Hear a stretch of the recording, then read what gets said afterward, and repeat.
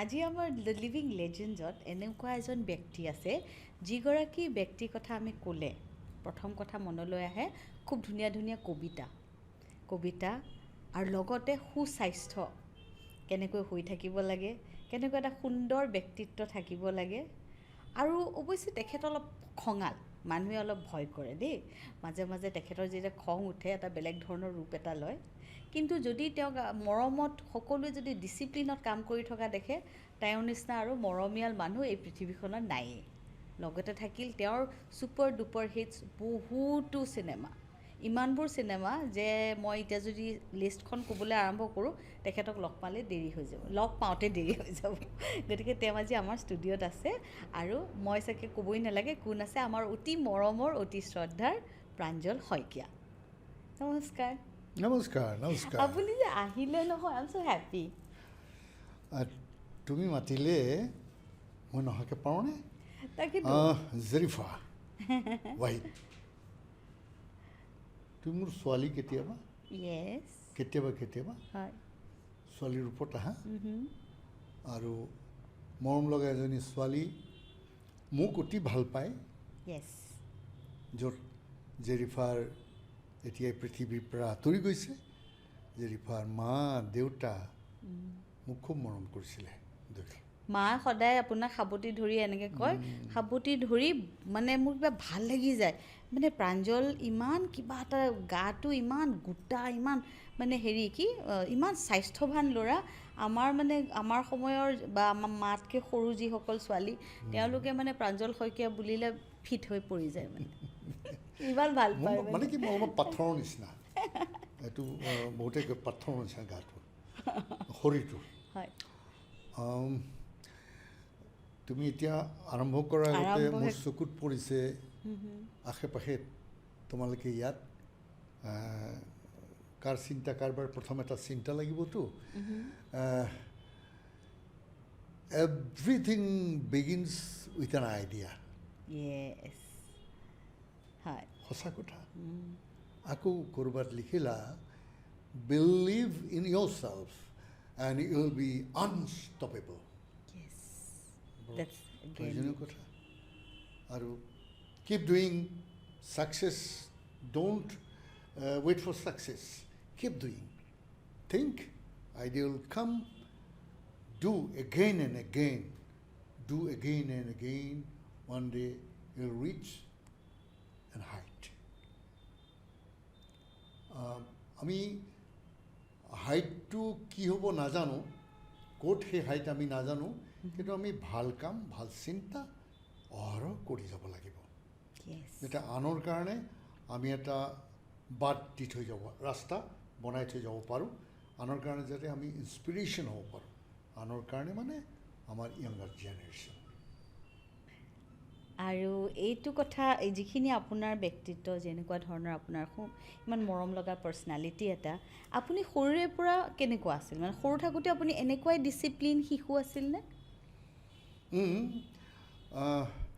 তাৰমানে মই নিশ্চয় 10 বছৰমানলৈকে কি হয় কি নাই আমাৰ খুব কম কথা মনত থাকে কিন্তু তথাপিও মোৰ মনত আছে যে এই যে ভাবিব লাগে কথাবিলাক ৰিকালেক্ট কৰিব লাগে আমি এতিয়া পৰৱৰ্তী সময়ত যেতিয়া মই এক্টৰ জাতীয় কিবা হ'লোঁ তেতিয়া সদায় ৰিকালেক্ট কৰিব লাগে মই দেখা ইনচিডেণ্টটো সেই দিনটোৰ দেখা ঘটনাবিলাক মই এনেক্ট কৰি দেখুৱাব লাগে যে মই কি দেখিলোঁ কি শুনিলোঁ কেনেকুৱা আছিলে এক্সপ্ৰেশ্যনটো এটা দুৰ্ঘটনা দেখিলোঁ তাত কেনেকৈ মানুহবিলাকৰ এক্সপ্ৰেশ্যন কি হৈছিলে আৰু যিটো ল'ৰা বা ছোৱালীজনী যি দুৰ্ঘটনাত পতিত হৈছে তাৰ ৰিলেটিভ তাৰ বন্ধু বান্ধৱীৰ মাজত কি হাহাকাৰ উঠিছে সেইবিলাক আমি অবজাৰ্ভ কৰিব লাগে কিন্তু মই সৰুৰ পৰাই এই কথাবিলাক অবজাৰ্ভ কৰিছিলোঁ আৰু ঘৰত আহি সেই সৰু ল'ৰাটোৱে কৈছিলোঁ যে আজি ৰাস্তাত এনেকুৱা এটা কথা হ'ল একদম আমাৰ বুকুখন কঁপি গৈছিলে যি ঘটনা ঘটিছে কিয় ভাল লগা কথা হ'লেও তেনেকৈয়ে কওঁ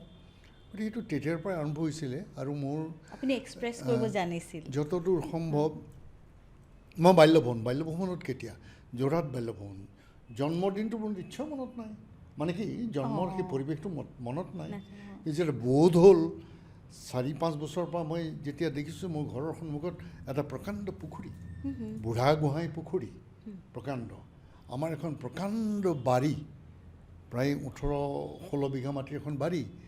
তাত ঢেৰ বাঁহ গছ, এই বিভিন্ন জাতিৰ চৰাই, এই কণামুচৰি, শালিকি, চুতীয়া শালিকি, দৈ কতৰা, পানী কাউৰী, বগলী, ঢেৰ মানে এই গোটেই কিচিৰ মিচিৰ এটা চিঞৰ বাখৰ। গধূলিটো মানে সিহঁতৰ আঁৰত গোটেই গধূলিটো মানে আমাৰ কাৰণে গধূলিটো তেনেকৈ আহে। গতিকে আৰু এই বিভিন্ন ফল মূল, এতিয়াতো সেইটো পৰিৱেশ আমি কল্পনাই কৰিব নোৱাৰোঁ আজিৰ জেনেৰেশ্যনে। আমাৰ ঘৰখন গাঁৱত নহয়, যোৰহাট টাউনৰ মাজমজিয়াত, কিন্তু তাততো ককা দেউতাহঁতে প্ৰজন্মৰ কাৰণে গছ ৰুইছিলে। কি গছ? কঁঠাল গছ ৰুইছিলে, কলগছ ৰুইছিলে, কৰ্দৈ ৰুইছিলে, শিলিখা ৰুইছিলে, ক'লা জামু ৰুইছিলে, মধুৰিআম ৰুইছিলে, নাৰিকল ৰুইছিলে, তামোল গছ ৰুইছিলে। গতিকে তামোল গছৰ আমাৰ খাদ্য নাছিলে, কিন্তু আইতাহঁতে খাইছিলে, ককাহঁতে খাইছিলে, তামোল বিক্ৰী কৰি দুপইচা পাইছিলে আইতাহঁতে। গতিকে আমি সেইবিলাকৰ মাজত ডাঙৰ হৈছোঁ। আৰু প্ৰকাণ্ড এখন ফিল্ড, তাতে আমাৰ অঞ্চলটোৰ সেই গোটেই অঞ্চলটোৰ আটাইতকৈ ডাঙৰ ফিল্ডখন কিজানি আমাৰে। আমি ডাঙৰ ফিল্ড বিচাৰি ফুৰোঁ, সৰু ল'ৰাবিলাকে তাত গোট খাই খেলিবৰ কাৰণে। আমাৰতো তেতিয়া ষ্টীলৰ গেট নাই, তেতিয়া নঙলামুখ, তেতিয়া প্ৰত্যেকৰে বাঁহৰ বাৰী এখন আছে।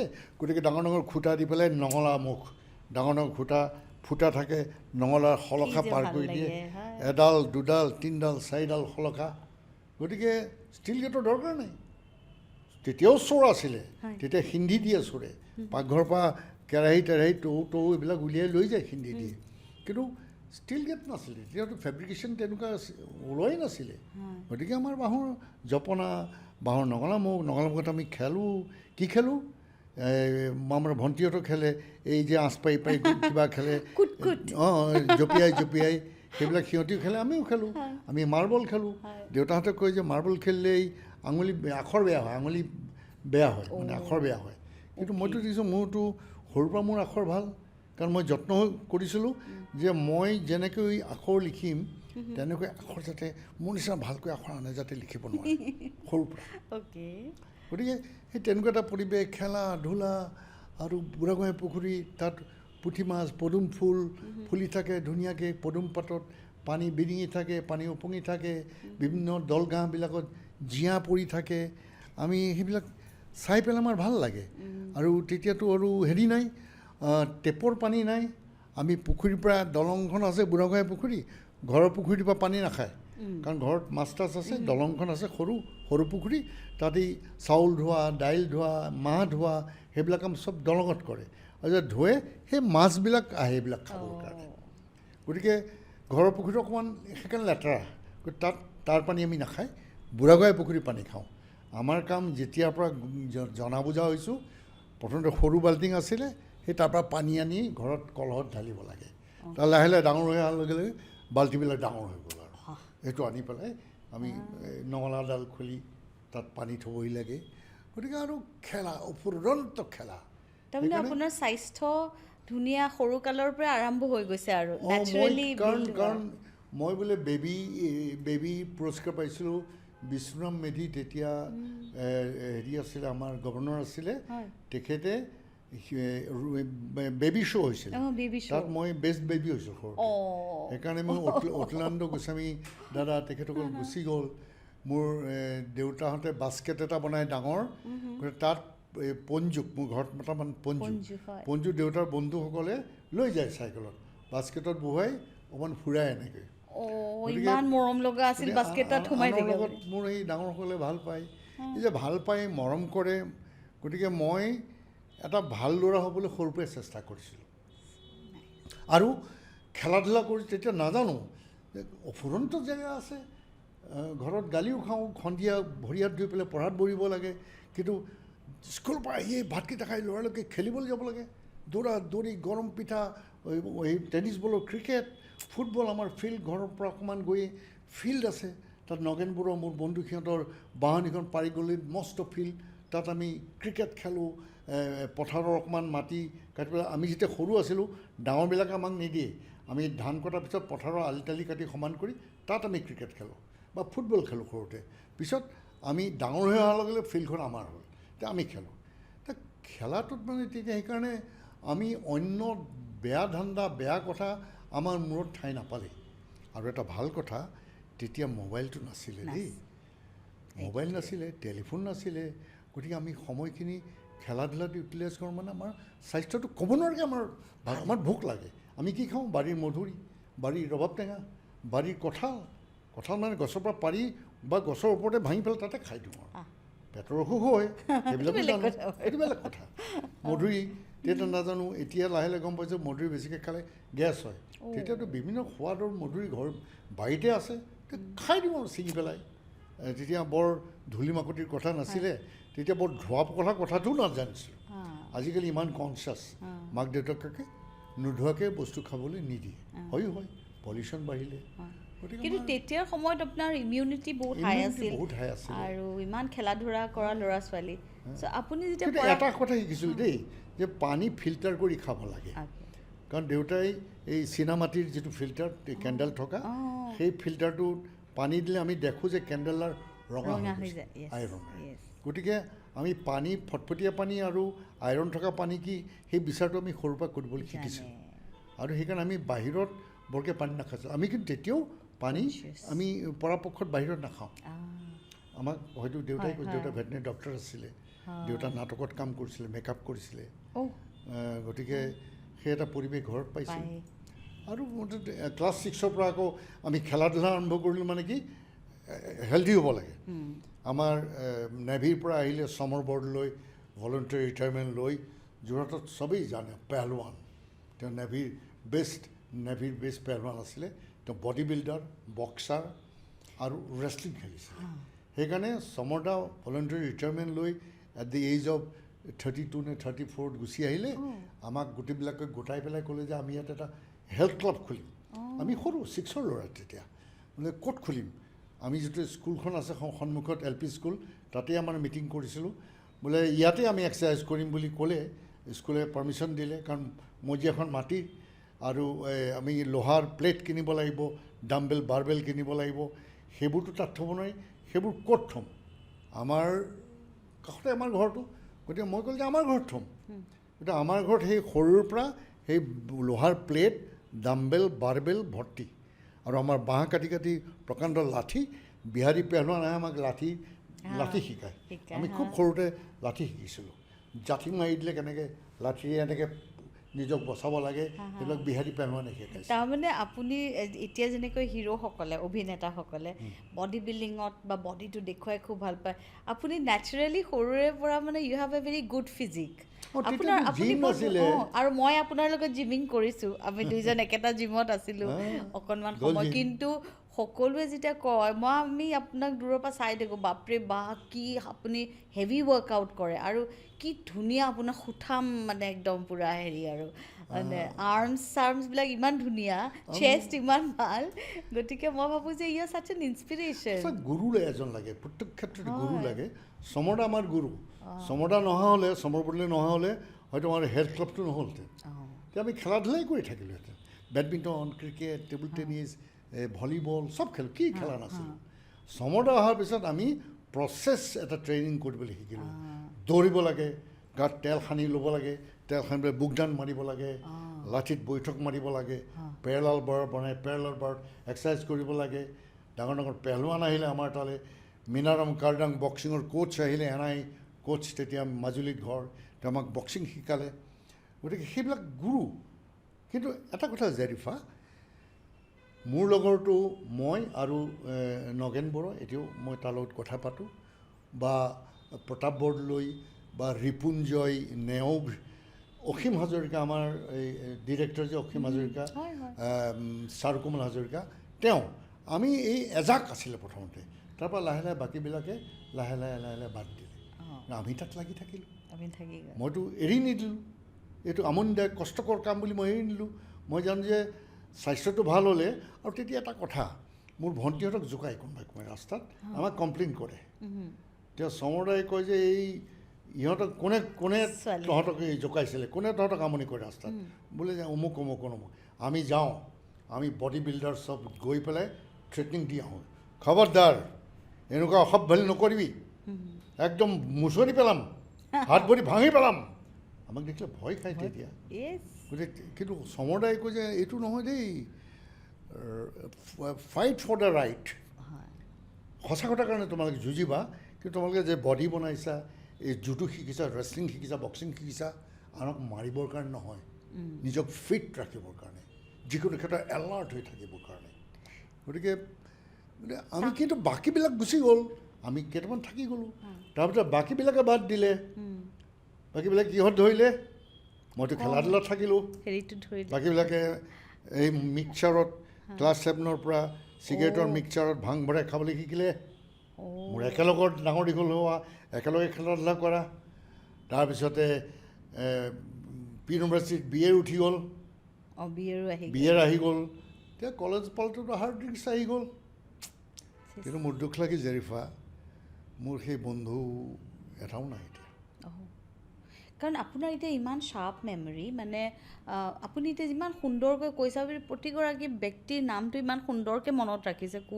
কোন হয় আপোনাৰ একদম নেচাৰেল মই ভাবোঁ যে আপোনাৰ যিটো মানে হেৰি আপোনাৰ গোটেই ছিষ্টেমটো খুব নেচাৰেল এজ এ বায়'লজিকেলি যদি আমি চাওঁ আৰু মই ভাবোঁ যে তাৰপাছত খালি এটা মই কথা এনেই সুধি ল'ব বিচাৰিছোঁ আৰু দৰ্শককো ক'ব বিচাৰিছোঁ যে পিলাৰটোৱে আহি আপোনাক খুন্দা মাৰে নে আপুনি গৈ পিলাৰটোক খুন্দা মাৰে সেইটো আমাৰ অতি ধুনীয়া ইনচিডেণ্ট বহুত আছে মই য'ত থাকোঁ শ্বুটিঙতে হওক বা য'তেই তোমালোকে ভাবি থাকে প্ৰাঞ্জল দা বা প্ৰাঞ্জল আংকল পৰা নাই দেখোন এতিয়ালৈকে আচৰিত ধৰণে আৰু মই পৰিলে চব ৰিলিফ পৰিলে আজিৰ দিনটো কাৰণে পৰিলে হৈ গ'ল তাৰমানে মই ইমান হয়তো এবচেণ্ট মাইণ্ডেড হৈ থাকোঁ আৰু আগতে মই কি কৰিছোঁ সৰুতে এই কাঠৰ টেবুল পালে ঠাম ঠাম ঠাম মাৰোঁ এই কাঠৰ বক্স পালে ঘুচিয়াওঁ বা ঠামকৈ মাৰোঁ বা মূৰটো মাৰি দিওঁ সেইকাৰণে মই সৰুৰ পৰা এটা প্ৰেক্টিছ কৰিছিলোঁ মোৰ মূৰটো এতিয়াও টান দেই মোৰ ডাঙৰ ডাঙৰ এক্সিডেণ্ট হৈছে কিন্তু মূৰটো হেড অন কলিজনত ধামকৈ মাৰি দিছোঁ ট্ৰাকত কিন্তু ট্ৰাক টেমুনা পুটুকা পৰি গৈছে মোৰ মূৰটো নাফাটিলে কিন্তু মোৰ গোটেই মগজটো ঘোটাল খাই গ'ল তাৰমানে 8 দিনৰ মেমৰি লষ্ট 8 দিনৰ পিছত মেমৰিটো ৰিভাইভ কৰিছে দেই পিছত যেতিয়া মই NSG পৰা আহিলোঁ ভ্ৰাম্যমান থিয়েটাৰ কৰিলোঁ সেই পিছৰ কথা বাৰু গতিকে সেইবিলাক কৰাৰ কাৰণে মই এইটো খুটাই আছেনে সেইকাৰণে মোৰ লগত আগত যদি আজিকালি যে ট্ৰান্সপাৰেণ্ট দুৱাৰবিলাক থাকে দোকানবিলাকৰ ডাঙৰ ডাঙৰ টাফ গ্লাছৰ সেইটো মোৰ কাৰণে বৰ ভয়ানক মই সময়ত ধামকৈ মাৰিয়ে দিব তাত আছে মই জানো ৰিপ'ৰ্টত আমাৰ যে তেনেকুৱাখন আছে থাকিবই কিন্তু মইতো কিয় মাৰিব ধামকৈ মাৰি দিওঁ এই দুখ পালে দুখ ভাগ্যৱান গ্লাছখন যে ভাঙা নাই আপোনালোকৰ সেইটোৱে ডাঙৰ কথা বুলি ভাগ্যৱান কাৰণ আমাৰ এতিয়া মনত আছে আপোনাৰ লগত আমি যিখন চিনেমাই শ্বুটিং কৰিছোঁ আমি খুব এলাৰ্ট হৈ থাকোঁ একটোতো তেওঁ গৈ হয় পিলাৰটোক খুন্দা মাৰি দিব বা কিবা এটা কাজ চলি আছে বোলে তাৰ মাজতে গৈ আপুনি এনেই এটা পিলাৰত গৈ খুন্দা মাৰি দিলে তেতিয়া আমি ভাবোঁ পিলাৰটো আগুৱাই আহিলে নে আপুনি গৈ এনেই খুন্দা আৰু বুকুৰে মাৰে তাকো ধপকৈ মাৰি পেলাই আৰু এবাৰ আমি ফুটবল খেলিছোঁ মোৰ এতিয়াও মনত আছে চ' ইউ আৰ দ্য ছুপাৰষ্টাৰ আমি অভাৰ শ্বেড'ড হৈ গ'লোঁ টাউন ক্লাব আৰু আৰ্টিষ্টসকলৰ মাজত তাৰপিছত আপুনি যিটো দৌৰি এবাৰ আপুনি কাৰোবাৰ লগত খুন্দা খালি থপকৈ পৰিছে আৰু আপুনি থপকৈ উঠি দিছে আৰু চবেই কৈছে যে আমি পৰিলে 1-2 মিনিটলৈকে থপকৈ বহিয়ে থাকোঁ তেখেতে পৰিছে এণ্ড উইদিন 1 বা 2 ছেকেণ্ডছৰ ভিতৰত আপুনি এই জাষ্ট পৰিছে আৰু বাউন্স বেক হৈ উঠিয়ে আপুনি দৌৰিছে যদি সেই ভিডিঅ'জবিলাক ক'ৰবাত আছে আমি মানে কালেক্ট কৰি দেখুৱাবলৈ মন যায় যে তুমি ইনিচিয়েটিভ লৈছিলা এই খেলখনত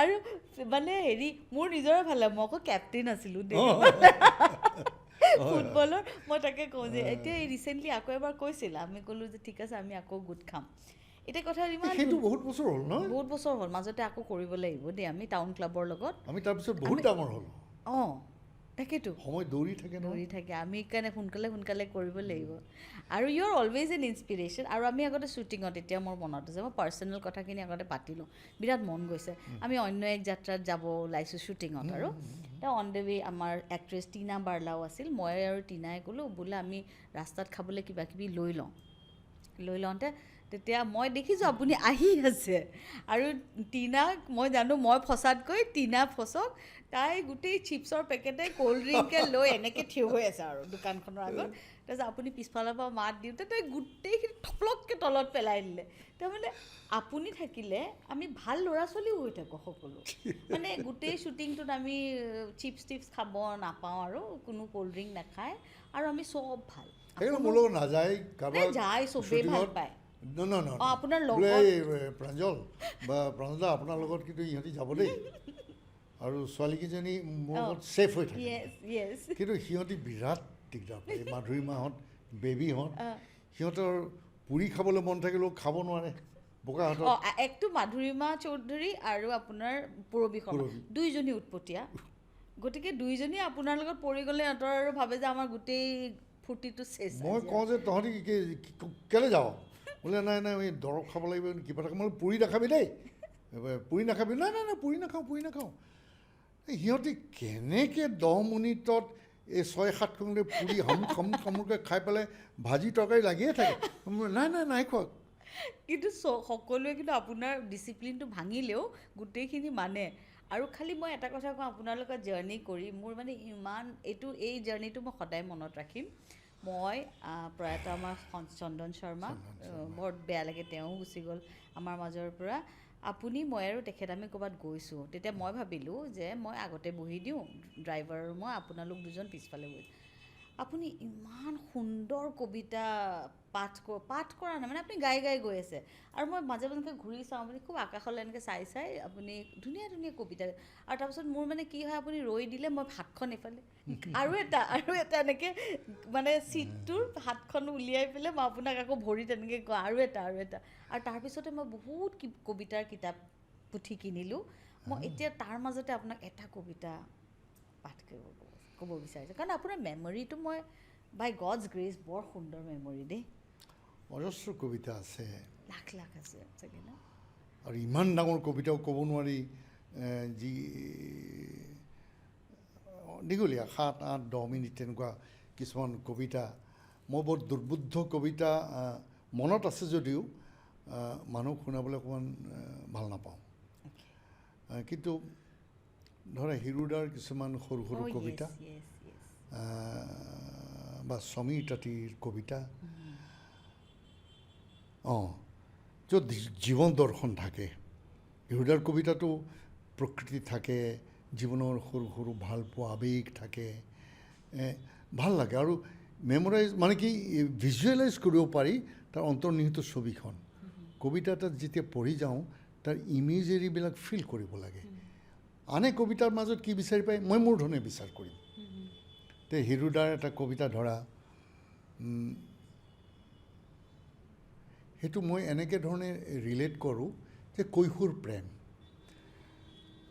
প্ৰেমৰ এজনী ছোৱালী এটা ল'ৰা তে কবি জানিবা সেই ল'ৰাটো হিৰুদা কৈশোৰৰ প্ৰেমৰ সেই এজোপা গছ ৰুইছিলে কৈশোৰতে আজি গছজোপাই কলি পেলাইছে পুৰত হৈছে আৰু তেওঁৰ বেদনা আহিছে কিয় আকাশখনত ডাৱৰে ভৰি পৰিছে আৰু সেইদিনা সেই ছোৱালীজনী ভালপোৱা ছোৱালীজনী মনত পৰিছে সেই প্ৰেম হৈ থাকিল জানো মোৰ বুকুত আছে সেই কবিৰ বুকুত আছে ভালপোৱা ছোৱালীজনী কাৰোবাৰ লগত বিয়া হৈ অন্য এখন গাঁৱলৈ গুচি গ'ল তেনেকুৱা কিছুমান ইমেজেৰী লৈ পেলাই হিৰুদাৰ এটা কবিতা আমাৰ বাৰীৰ ঢাপৰ ৰূপহী থেকেৰাজোপাই এবাৰ নকৈ কলি পেলাইছে চোতালৰ মিৰিকাজোপাও লাওৰ আগবঢ়া দি দিনো 4 আঙুলকৈ বাঢ়িছে আকাশৰ কলাই পিঠিয়ে ভৰি পৰিছে নতুন ডাৱৰ বোকা কলমৰ সিপাৰে কটোহা বাঁহজোপাত লুকাই হেতুলুকা চৰাই এটাই আজি দুদিনে হেতুলুক কৈ ৰৈ বিনাইছে তাৰ ভৰ দুপৰৰ কান্দোনত পাহৰণিৰ অতীত কোনোবা এটা গানৰ সুৰ অকাই পকাই গছৰ আগেৰে উৰি আহিছে বতাহৰ টনা আজোৰাত খহি পৰিছে ভাল পোৱাৰ সেউজীয়া আচল সেই তাহানি কলঙে সুটি সলাই শাকে সতুৰাৰে আন গাঁৱৰে বাট ল'লে। শাকে সতুৰাৰে মানে এই প্ৰেমৰ যি সজীৱ শাক, সজীৱ সেউজীয়া, সেইখিনি লৈ আন গাঁৱৰে বাট ল'লে। মই কবিতাটো তেনেকৈ ৰিলেট কৰিছোঁ। মানে ইমান সুন্দৰ কবিতা পাঠ কৰে আৰু আপোনাৰ যিটো মেমৰি, বাই গডছ গ্ৰেচ মানিব লাগিব, মাশাআল্লাহ। মেমৰিটো মানে এজ এন এক্টৰ মই ভাবোঁ যে অতি প্ৰয়োজন, কাৰণ আপোনাৰ ডায়লগছ মনত ৰখাৰ কাৰণে আপুনি নেচাৰেলি যাতে আপুনি ডায়লগছখিনি আপুনি ইমান একাত্ম কৰি লয় যে আপোনাৰ প্ৰব্লেমেই নহয় কথাখিনি কওঁতে, নহয় জানো? কাৰণ আপুনি ইমান দীঘল দীঘল কবিতা, আপুনি 100 and thousands of কবিতা আপোনাৰ মনত আছে, আপুনি মুখস্থ কেনেকৈ কৰে ইমানবোৰ বস্তু? আচলতে প্ৰথমতে কবিতাটো ভাল লাগিব। কবিতা পঢ়োঁ, অলপ 2-4টা লাইন পঢ়িলেই বুজি যাওঁ আৰু ইয়াৰ সিমান ইণ্টাৰেষ্টিং নহয়। কিন্তু যিটো অ'পেনিং, কবিতাটো আৰম্ভণিৰ, ভাল কবিতাবিলাক সদায় আৰম্ভণিতে বুজা যায় ইট ইজ ছামথিং প্ৰেচিয়াছ বা কিবা এটা সাংঘাতিক হ'ব। গতিকে সেই আৰু হিৰুদাহঁতৰ কবিতাটো কথাই নাই, কেশৱ মন্ত্ৰদাৰ কবিতাৰ কথাই নাই। সেইবিলাকত মানুহে এখন নিজৰ গাঁৱৰ নিজৰ দেখা ছবি এখন সদায় দেখি থাকে।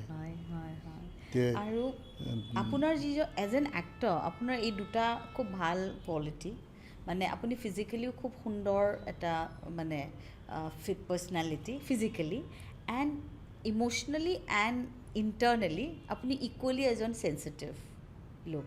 আপুনি মানে কাৰণ কবিতা ভাল পালে আপুনি ভিজুৱেলাইজ কৰে, আপুনি এখন পৃথিৱীলৈ সোমাই যায় কবিতাৰ যোগেৰে, নহয় জানো? আপুনি যেতিয়া সৰু আছিল, মানে কোনটো বয়সৰ পৰা আপোনাৰ এনেকুৱা লাগিল যে, বিকজ সৰুতে কি আছিল, ডক্টৰ, ইঞ্জিনিয়াৰ, লয়াৰ কিবা এটা হ'বই লাগিব, কিন্তু আপুনি সেইটো নকৰি এক্টিঙৰ লাইনটো চুজ কৰিলে, আৰু আপোনাৰ জাৰ্ণিটো মানে নেশ্যনেল স্কুল অফ ড্ৰামা, তাৰপিছত আপোনাৰ চিনেমাত কেনেকৈ আপুনি প্ৰথম খোজ দিলে, এই গোটেইখিনি কথা এবাৰ কওক। সেইবোৰতো নাজানো, নেশ্যনেল স্কুল ড্ৰামা কি, চিনেমা চাওঁ, খুব কম চিনেমা চাওঁ, কাৰণ দেউতা ভেটেনেৰী ডক্টৰ, দেউতাহঁতৰ কিমান দৰমহা পায় তেতিয়াৰ দিনত, হয়তো দেউতাহঁতে খুব বেছি কিমান আৰু 200-300 টকা হয়তো পাইছিলে। চিনেমাখন কিনিবলৈ চাবলৈ গ'লে 2 টকা 3 টকাটো দিবই লাগে। আমিতো একেবাৰে সন্মুখত এই 8 অনা পইচাটো নাচাওঁ, গতিকে দেউতাহঁতে চিনেমা চাবলৈ নিদিয়ে। কিছুমান খুব ভাল চিনেমা আমি চাব পৰা চিনেমালৈ দিয়ে, কিন্তু অসমীয়া চিনেমা খুব কম ওলাইছিলে। অসমীয়া চিনেমা হ'লে আমাক চাবলৈ দিয়ে টকাটো। কিন্তু আমাৰ কাৰণে তেতিয়া আটাইতকৈ ভাল লগা, আমাৰ কাৰণে অতি সম্পদ আছিলে ৰেডিঅ'টো। ৰেডিঅ'টো বিনা পইচাত, তাত খৰচ নাই ৰেডিঅ'টোত, আৰু ৰেডিঅ'ত নাটক হয়। আমি নাটকবিলাক সৰুৰ পৰা শুনো। তেতিয়াৰ পৰা আমাৰ যেতিয়া ক্লাছ 7-8ৰ পৰা নাটকৰ পোকটো যেতিয়া বেছিকৈ আহিলে, তেতিয়া আমি কম্পিটিশ্যন কৰিবলৈ ল'লোঁ। অ'ত চাইকেল কৰি গুচি যাওঁ, 10 কিলোমিটাৰ, 20 কিলোমিটাৰ, 30 কিলোমিটাৰ নাটক কৰিবলৈ, ওৱান এক্ট নাটক গুচি যাওঁ কৰিবলৈ। আৰু সেই তেতিয়া ঘৰত থাকিলে, বিশেষকৈ দেওবাৰটোত আমি আইদেউ বুলনিৰ দুপৰীয়া নাটক শুনো।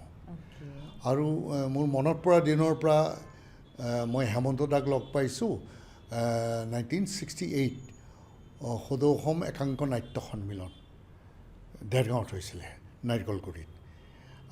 সেইবাৰ চৈয়দ চাদুল্লাদাকো পাইছোঁ। বিজুদাহঁত, বিজুদা এক্টৰ, এষ্টাব্লিছ এক্টৰ। বিজুদাহঁত দেউতী বৰুৱাৰ টীমটোৰ লগত ঘোঁচা বুলি এখন নাটক লৈ আহিছে দেৰগাঁৱত, আমাৰ লগত কম্পিটিশ্যন। হিমেন্দ্ৰ বৰঠাকুৰৰ নাটক আহিছে দ্বীপ, এই ডিগবৈৰ পৰা। আমি ফুনুৰা, প্ৰশান্ত হাজৰিকাৰ ডিৰেকশ্যনত এখন বঙালী নাটকৰ অনুবাদ অসমীয়া, মোক জীয়াই থাকিবলৈ দিয়া। সেই নাটকখনত মোৰ কেৰেক্টাৰটো 50 মিনিটীয়া নাটক এখনত খুব বেছি 10 মিনিট, কিন্তু মানুহ মেছমাৰাইজ হৈ যায়। মই নাজানো মই কি কৰিছোঁ। এই তাত মই হেমন্ত দাক লগ পাইছোঁ, চৈয়দ চাদুল্লাক লগ পাইছোঁ, কিন্তু মই বেষ্ট এক্টৰ হ'ল বিচিত্ৰ ডেকা, ডিগবৈৰ হিমেন্দ্ৰ বৰঠাকুৰ নাটকখনত কৰিছিলে। আৰু অলমষ্ট মনো এক্টিঙৰ দৰে, এখন পানী হৈছে চাৰিওফালে বানপানী, এটা দ্বীপৰ নিচিনা এটুকুৰা ঠাইত এডাল গছত তেওঁ ৰৈছেগৈ, আৰু কিছুমান 2-এটা কেৰেক্টাৰ আহিছে দূৰৰ পৰা মাত, তেওঁ ইয়াৰ পৰা ইণ্টাৰেক্ট কৰিছে, হিমেন্দ্ৰ বৰঠাকুৰ নাটক তুমিও কৰিছা, এজন এজন নমস্য নাট্যকাৰ, গতিকে তাতে এখন নাটকৰ সাৰমৰ্ম এটা সাংঘাতিক এখন সুন্দৰ নাটক। আৰু মই তেতিয়া সৈয়দ ছাদুল্লাহ দাই হেমন্ত দাক কৈছে বোলে এটা ল'ৰা যোৰহাটৰ পৰা এখন নাটক কৰিছে প্ৰাঞ্জল শইকীয়া, বৰ ভাল কৰিছে। আৰু আমাৰ কোনোবা এজন জাজে তেওঁক কম নম্বৰ দিলে, নহ'লে বেষ্ট এক্টৰ হৈ যায়। পিছত মই শুনিছোঁ আৰু ছাদুল্লাহ দাই এতিয়াও সেই কথাটো কয় দেই। গতিকে সেই তেনেকেই শৈশৱ আৰম্ভ হৈছে, নাটক কৰা, চিনেমাটোৰ কথাই নাই, কেৱল নাটক কৰোঁ, খেলোঁ। স্কুলত চব আউটডোৰ গেমছ খেলোঁ আৰু টেবুল টেনিছত ৰিপ্ৰেজেণ্ট কৰিছোঁ। কিন্তু হাৰি থাকোঁ ফাইনেলত প্ৰদীপ বৰুৱা, প্ৰণৱ বৰুৱা, দুই ভাতৃ গভৰ্ণমেণ্ট স্কুলৰ ফাইনেল আমাৰ গভৰ্ণমেণ্ট স্কুলৰ লগত।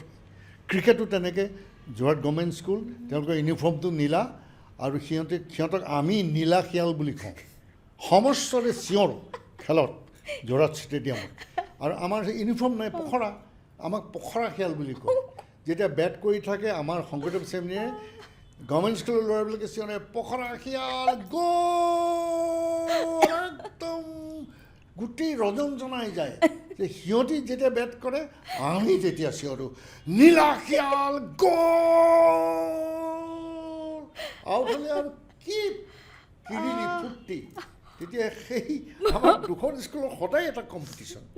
আৰু মই সদায় প্ৰণৱ বৰুৱা, প্ৰদীপ বৰুৱাৰ লগত হাৰি থাকোঁ ফাইনেলত। তেতিয়া মোৰ সদায় দুখ লাগে, আয়ুধি মই যদি এই ৰাবাৰ বেট, এই সাধাৰণ 22 টকীয়া বেট, সেইখন বেটেৰে খেলোঁ, সিহঁতি বাটাৰফ্লাই বেট, বাহিৰৰ জেপানিজ বেট, সেইখন বেট দি খেলে, সাংঘাতিক স্পঞ্জ আছে, গতিকে সিহঁতৰ টপ স্পিনটো আমি ৰাখিবলৈ দিগদাৰ।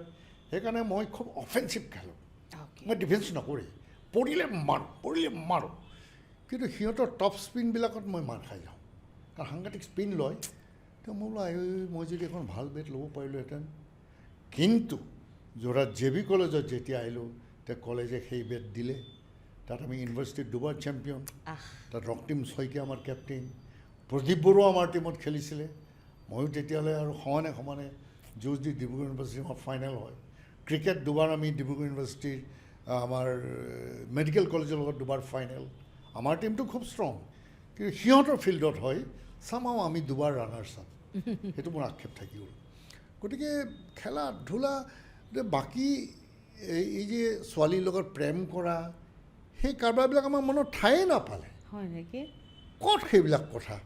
আৰে নিজে ইমান ব্যস্ত, মানুহৰ ঘৰত বিয়া হ'ল, পঞ্জু যাব লাগে, মোক ঘৰত নাম পঞ্জু ক্লাছ 6ৰ পৰা মৰল বনাবলৈ যাব লাগে। বহুত মোক লৈ যায় চাইকেলত উঠাই, এই মৰল তুমি বনাব লাগিব দেই, বিয়াৰ গেটখন তুমি বনাব লাগিব দেই। তেতিয়া আৰু মোক সৰুৰ পৰাই হিৰো মুঠতে এইবিলাক কাম কৰোঁ দেই। আমি বিয়া মাতিবলৈ গুচি যাওঁ, আমাক তামোল পাণ দি, বেগ এটা দি পেলাই, শৰাই এখন দি, এই কুৰ্চাৰ কাপোৰখন দি পঠিয়াই দিয়ে। আমি বিয়া মাতি ভাল পাওঁ, অমুকৰ ঘৰৰ বিয়া মাতিবলৈ আহোঁ। আকৌ মৰল সজা, আৰু বিশেষকৈ মৰল সজা ল'ৰাটো ৰাতি মিঠাই আহি যায়, চাহ আহি যায়, কিবা কিবি ৰাতি মৰল বনাই থাকোঁ।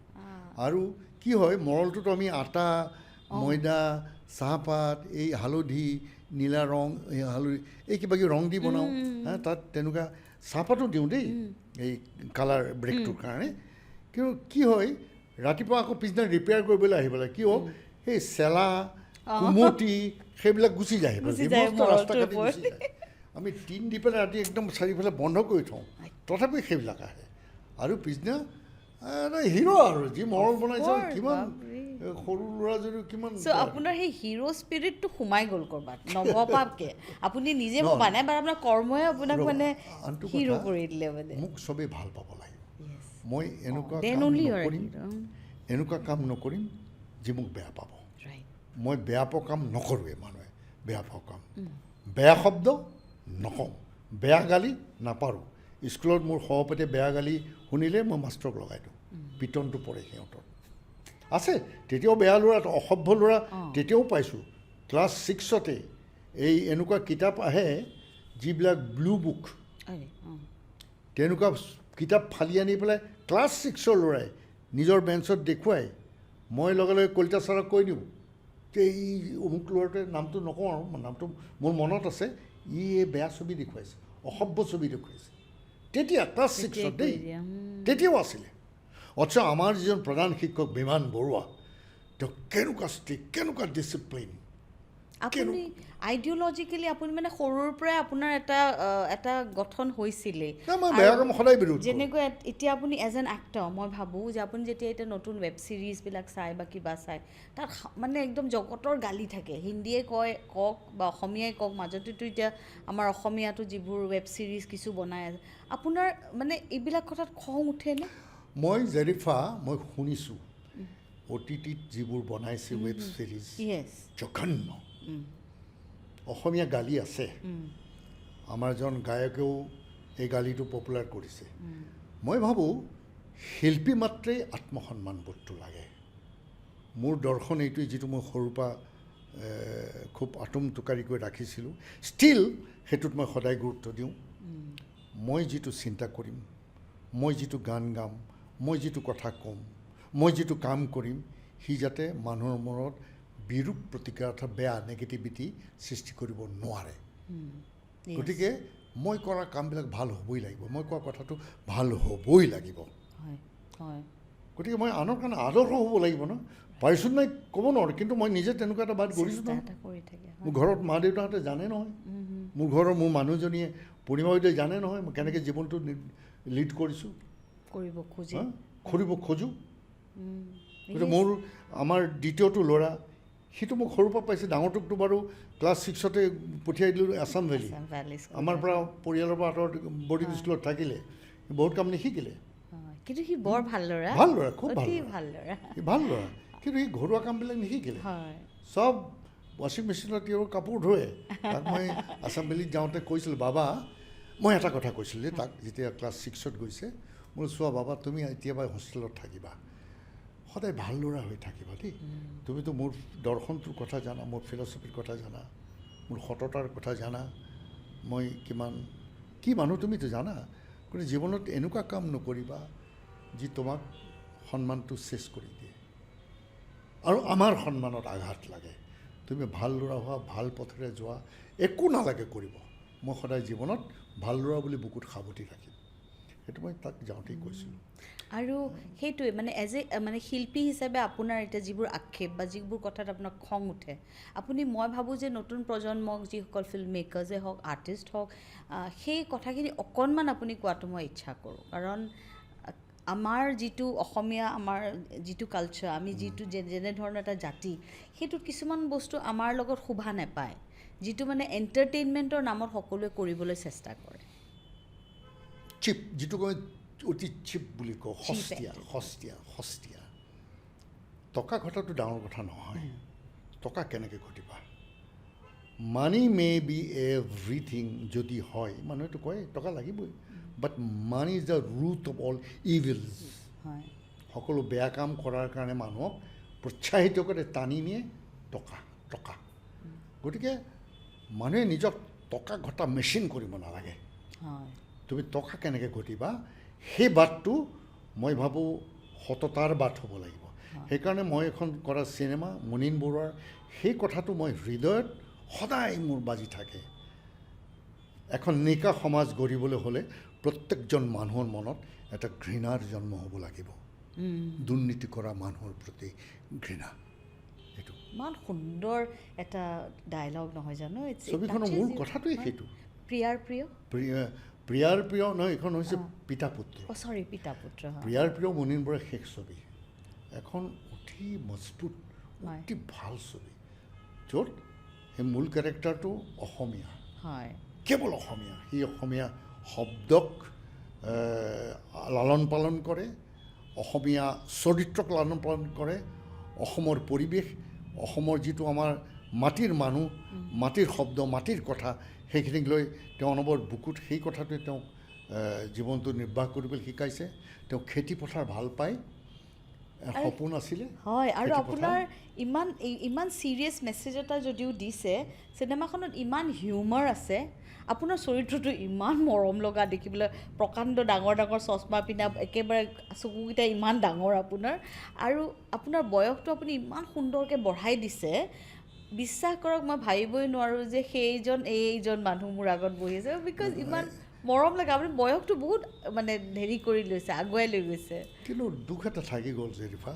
হয় ভাইমন মুনীন বৰা মোৰ ভনী জোঁৱাই মুনীন বৰা সেইখন ছবি শেষ ছবি দেই সেই ছবিখন এক্সপ্ল'ৰ কৰা নহ'ল প্ৰডিউচাৰে ভাবি ল'লে যে জুবিন গাৰ্গ হিৰো গতিকে কিহৰ পাব্লিচিটি লাগে ছবি চলি যাব 150টা চিনেমা হলত ছবি দি দিম অৰ্থাৎ শিৱসাগৰত মোৰ এজাক ষ্টুডেণ্ট আছে শিৱসাগৰ মোৰ আন এখন ঘৰ যোৰহাট শিৱসাগৰ মোৰ এখন ঘৰ আৰু শিৱসাগৰৰ নাট্য মন্দিৰটো মই বুকুত লৈ থাকোঁ এতিয়া নাট্য মন্দিৰটো ৰিন'ভেশ্যন কামত আমি লাগি আছোঁ এই অলপতে নতুনকৈ নাট্য মন্দিৰটো মানুহে পাব নতুন ৰূপত আমাৰ পৰাগ চলিহাদেৱৰ চিন্তাৰে নিৰ্মাণ হোৱা থিয়েটাৰ হলটো তাক আমি ৰিন'ভেট কৰিছোঁ আমাৰেই কনষ্ট্ৰাকশ্যন কমিটি আমাৰে আৰ্কিটেক্ট অশোক শইকীয়া কিন্তু PWDক তাত কামত সোমাবলৈ দিয়া নাই চিফ মিনিষ্টাৰক প্ৰথমতে ক'লোঁ আপুনি টকা দিছে নিৰ্মাণ কৰিবলৈ কিন্তু PWDক আমি সোমাবলৈ নিদিওঁ বোলে নহয় PWDটো কামবিলাক চাব PWDটো বিল পাছ কৰিব বোলো কৰিব কিন্তু PWD অসমত যিমান মই আজি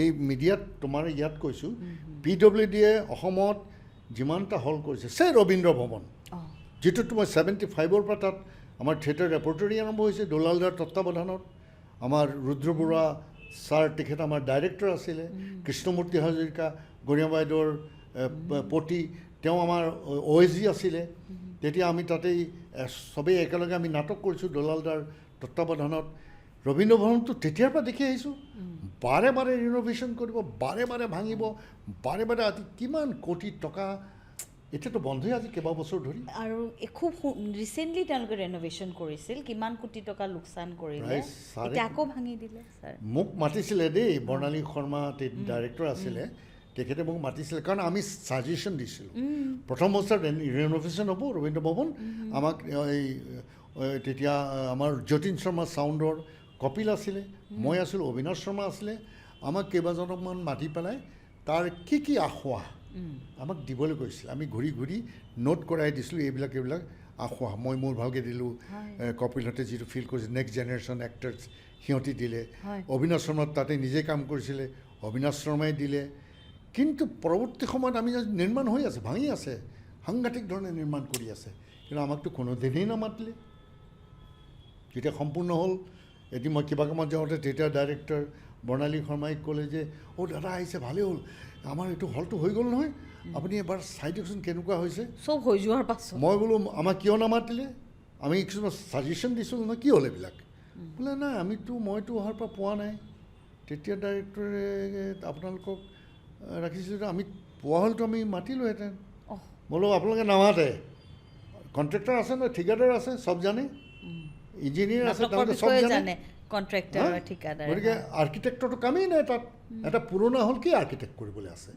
গতিকে আমি দিয়া ছাজেশ্যন কিন্তু কৰিলেহেঁতেন দেখিলোঁ চালোঁ ছবি চকীবিলাক অকণমান অভেল শ্বেপত ৰাখিছে ধুনীয়া ধুনীয়া চকী পিছফালে গৈ চালোঁগৈ তাত আমি এটা মাস্কিং বিচাৰিছিলোঁ মই কাৰণ দুৱাৰখন খুলি দিলে সদায় পিছৰ পোহৰটো ষ্টেজত আহে তাত এখন মাস্ক দিব লাগে কিহেৰেদি নাজানো উদেৰে এখন মজবুতকৈ দিয়ক টান লগাই টয়লেট কেইটামান বনাইছে সুন্দৰ টয়লেট ভিতৰৰ কাম একোৱেই নহ'ল এজ ইট ৱাজ কি হ'ল কাঠবিলাক নতুন কৰিলে কিবা কিবি ৱেষ্টাৰ্ণবিলাক নতুন কৰিলে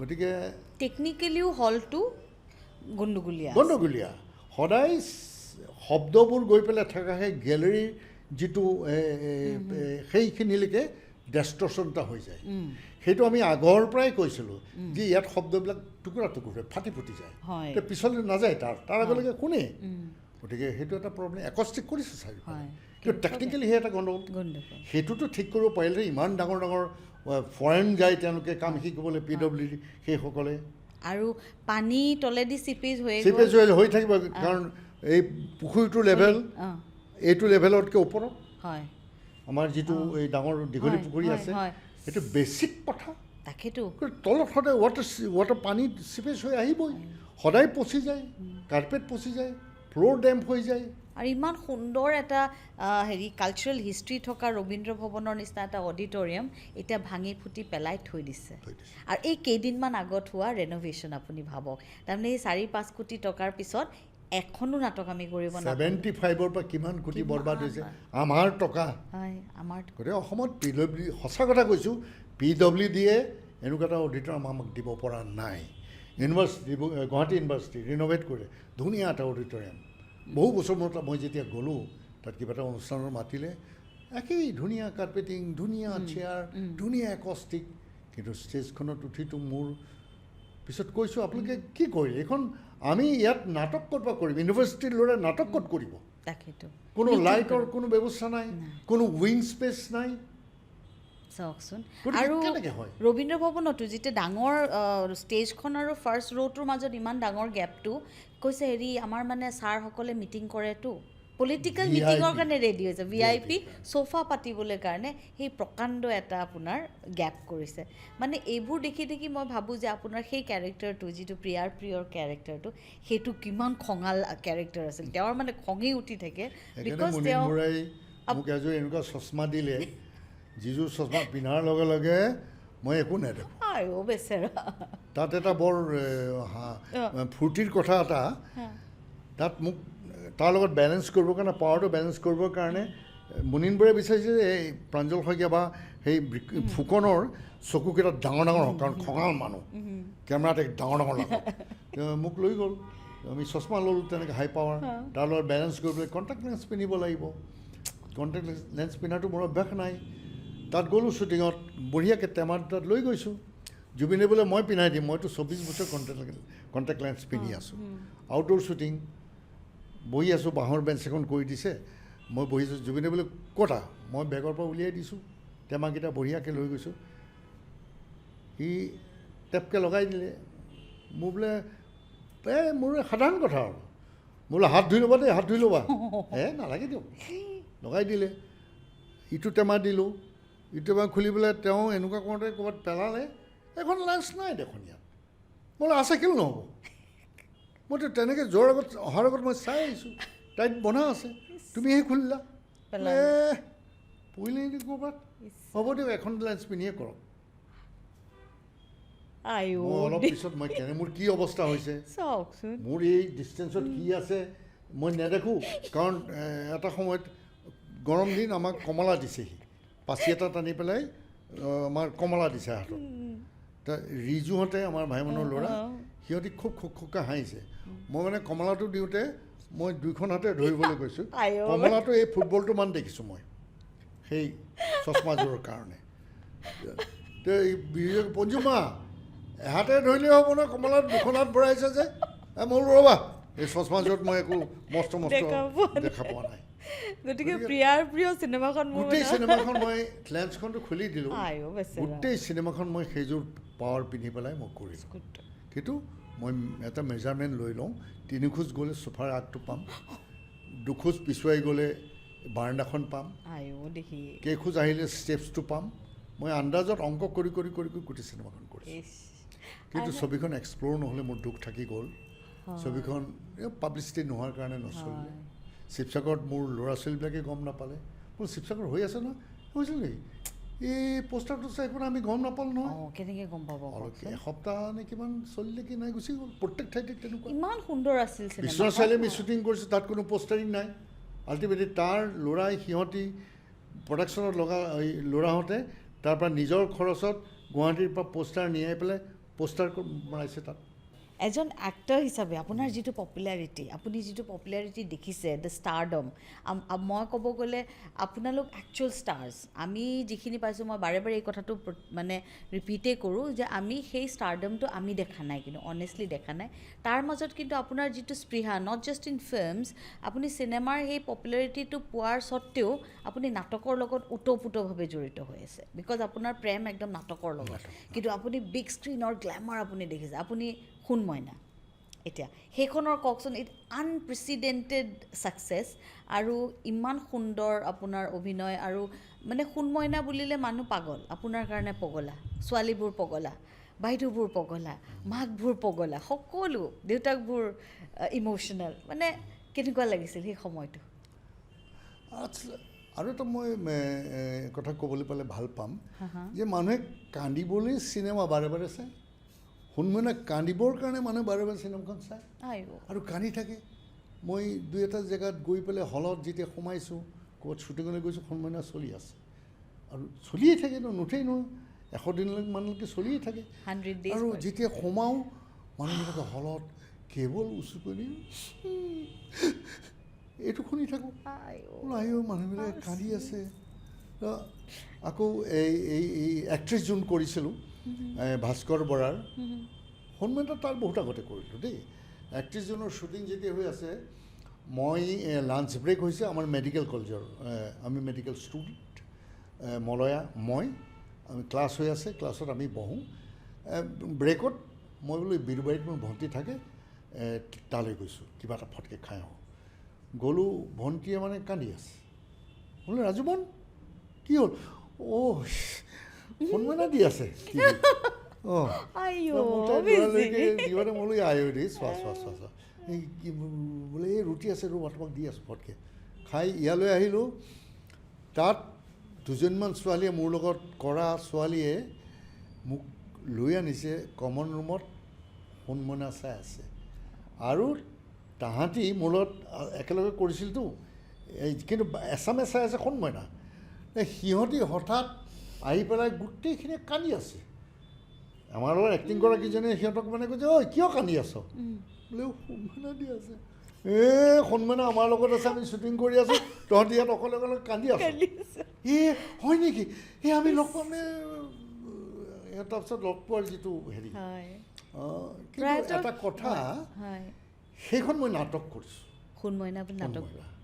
মোৰ চিনেমাৰ অভিজ্ঞতা নাটকৰ অভিজ্ঞতা নাটকৰটো আৰু মানে আৰু বাস্তৱ অভিজ্ঞতা য'ত মই ষ্টেজত ভ্ৰাম্যমান মঞ্চত আমাৰ ফুনুদাৰ হেঙুল থিয়েটাৰ আৰু ফুনুদাই মোক স্পেচিয়েলি সন্মানীয় কৰিবৰ কাৰণে মোক ইম'চনেলি মোক লৈ গৈছে কাৰণ ফুনুদাৰ দুটা কিডনী প্ৰায় বেয়া আছিলে 73ৰ পৰা এটা অপাৰেশ্যন কৰি উঠাই দিয়া হৈছে আৰু আনটোত 4+ এলবুমিন গৈ থাকে আমি বুজি নাপাওঁ ফুনুদাই সদায় কয় আৰু মোক সেই তেনেকৈ ফুনুদাই মোক ৰিকুৱেষ্ট কৰিছিলে পঞ্জু কাৰণ ফুনুদাৰ লগত আমি নাটক ফুনুদাই ডাইৰেকশ্যন দিয়ে আমি নাটক কৰোঁ পুৰস্কাৰ পাওঁ বেষ্ট এক্টৰ বেষ্ট নাটক ফুনুদা সাংঘাতিক ভাল ডাইৰেক্টৰ দেই ফুনুদাই মোক কৈছে যে পঞ্জু মই নকৰোঁ মোৰ তিক্ততা আছে ভ্ৰাম্যমান থিয়েটাৰ মই কৰিলোঁ NSG পৰা ওলাই 81-82ত মই কৰিলোঁ তেওঁ অনিৰ্বাণ থিয়েটাৰ কৰিলোঁ মোৰ তিক্ততা আছে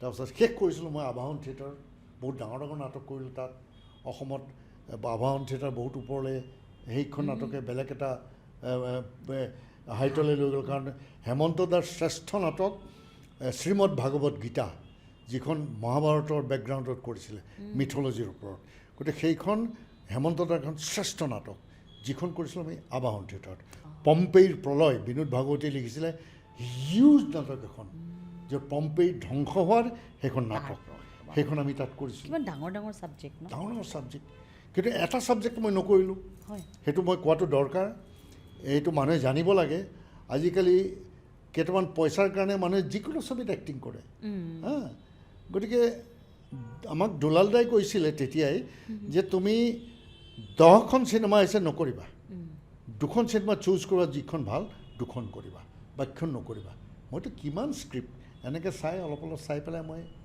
নকৰোঁ কিমান নহ'লে এতিয়া মোৰ 100খনৰ অধিক চিনেমা হ'লহেঁতেন কিন্তু মোৰ এই দীঘলীয়া জীৱনটোত মাত্ৰ 50 51 52 ইমানমান চিনেমা হৈছে গোটেইখন ভাল চিনেমা গতিকে সেই চইচটো চুজ কৰি কামটো কৰিছিলোঁ কিন্তু মোৰ কথা হ'ল কি মানুহে এটা বেয়া বস্তু 10টা বেয়া বস্তুত কাম কৰিব নালাগে এটা ভাল বস্তুত কাম কৰা এই যে চিনেমা কিছুমান নিৰ্মাণ হৈছে টকা পাইছে সাংঘাতিক টকা পাইছে কিন্তু চিনেমাৰ ভিতৰৰ কথাটো আণ্ডাৰ দ্য কাৰ্পেট আগলি অশ্লীল ডাবল মিনিং সেই কথাবিলাক মই বেয়া পাওঁ আৰু বোল্ড দেখুৱাবলৈ গৈ বহুত চিনছ এনেকুৱা আননেচেচাৰী দ্যাট নিউডিটি আজিকালি খুব বেছি হৈ গৈছে আমাৰ অসমৰ সমাজখন ভাৰতীয় সমাজখনটো এইটো সমাজ নহয় হয় ভাৰতীয় সমাজত ডন আছে বহুত ৰেড লাইট এৰিয়া আছে চব আছে কিন্তু আমাৰ অসমততো আৰু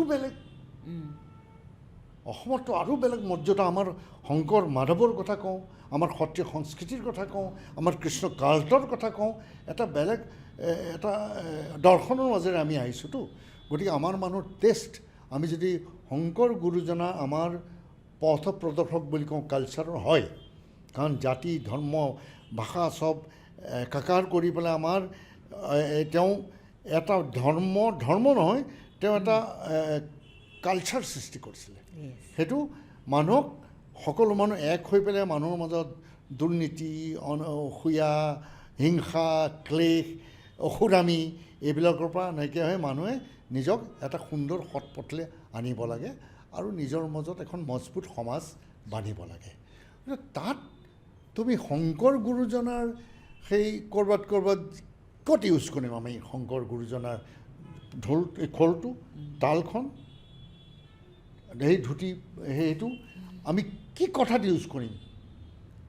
এই যে মই এইটোও বেয়া পাওঁ, এই যে নেতা টেতা আহিলে যে সত্ৰীয়া এইবিলাক কৰি পেলাই যে লৈ যায় আগে আগে, সেইটো মই বেয়া পাওঁ। গুৰুজনাই সেইটো কথা তেতিয়া নাছিলতো। তেনেকুৱা ক্ষেত্ৰত হ'ব পাৰে পৰিৱেশ কলা, কিন্তু এটা ভাল কাম ভাল সৎ সুন্দৰ কামৰ কাৰণে আহক, গায়ন বায়ন তেওঁলোকে ইউজ কৰক, ভাল পাম আমি। কিন্তু তাত এটা আধ্যাত্মিক দৰ্শনৰ কথা এটা আছে নহয়। গতিকে চিনেমাত আমি এইবিলাক ইউজ কৰিলেও আমি সেই কথাটো চিন্তা কৰিব লাগিব, পৰিচালকে সেই কথাটো চিন্তা কৰিব লাগিব। আণ্ডাৰ দ্য কাৰ্পেট কিছুমান আগলি কথাক ঢাকি ৰাখি পেলাই ডাবল মিনিং কৰি এণ্টাৰটেইনমেণ্ট দিবা। যেনিবা গোটেই সমাজখনে সেইফালে দৌৰিলেও মই কিন্তু তাত নদৌৰোঁ। মোৰ লগত আৰু কিছুমান মানুহ আছে, চেঞ্চিটিভ মানুহ আমাৰ সমাজত বহুত আছে নহয়, যি উত্তৰ প্ৰজন্মৰ ভাল হোৱাটো বিচাৰে, নিজৰ নৈতিকতাৰ আদৰ্শৰ বাটেৰে বাট বোলাটো বিচাৰে। আহি থকা প্ৰজন্মক আমি কেনেকৈ বাট দেখুৱাম তেওঁলোকক? আমি যদি চিনেমা কৰোঁ নাটক কৰোঁ, আমি যদি তেনেকুৱা কিছুমান নিৰ্দিষ্ট লৈ যাবলৈ আমি এইবিলাক কৰোঁ, তেতিয়াহ'লে আমি কাপোৰ কিয় পিন্ধোঁ? আমি সুন্দৰকৈ কিয় নিজক সজাই পৰাই ৰাখোঁ? হা, আমি কিয় ঢাকি ঢুকি ৰাখোঁ শৰীৰটো?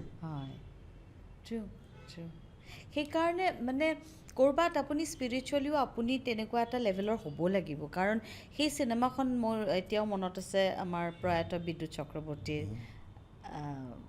মানে ৰাগ বিৰাগ। মই সঁচাকৈ ক'ব গ'লে অনেষ্ট কনফেশ্যন, মই ৰাগ বিৰাগখন হলত চাব নাপালোঁ, তেতিয়া বেছ সৰুৱে আছিলোঁ।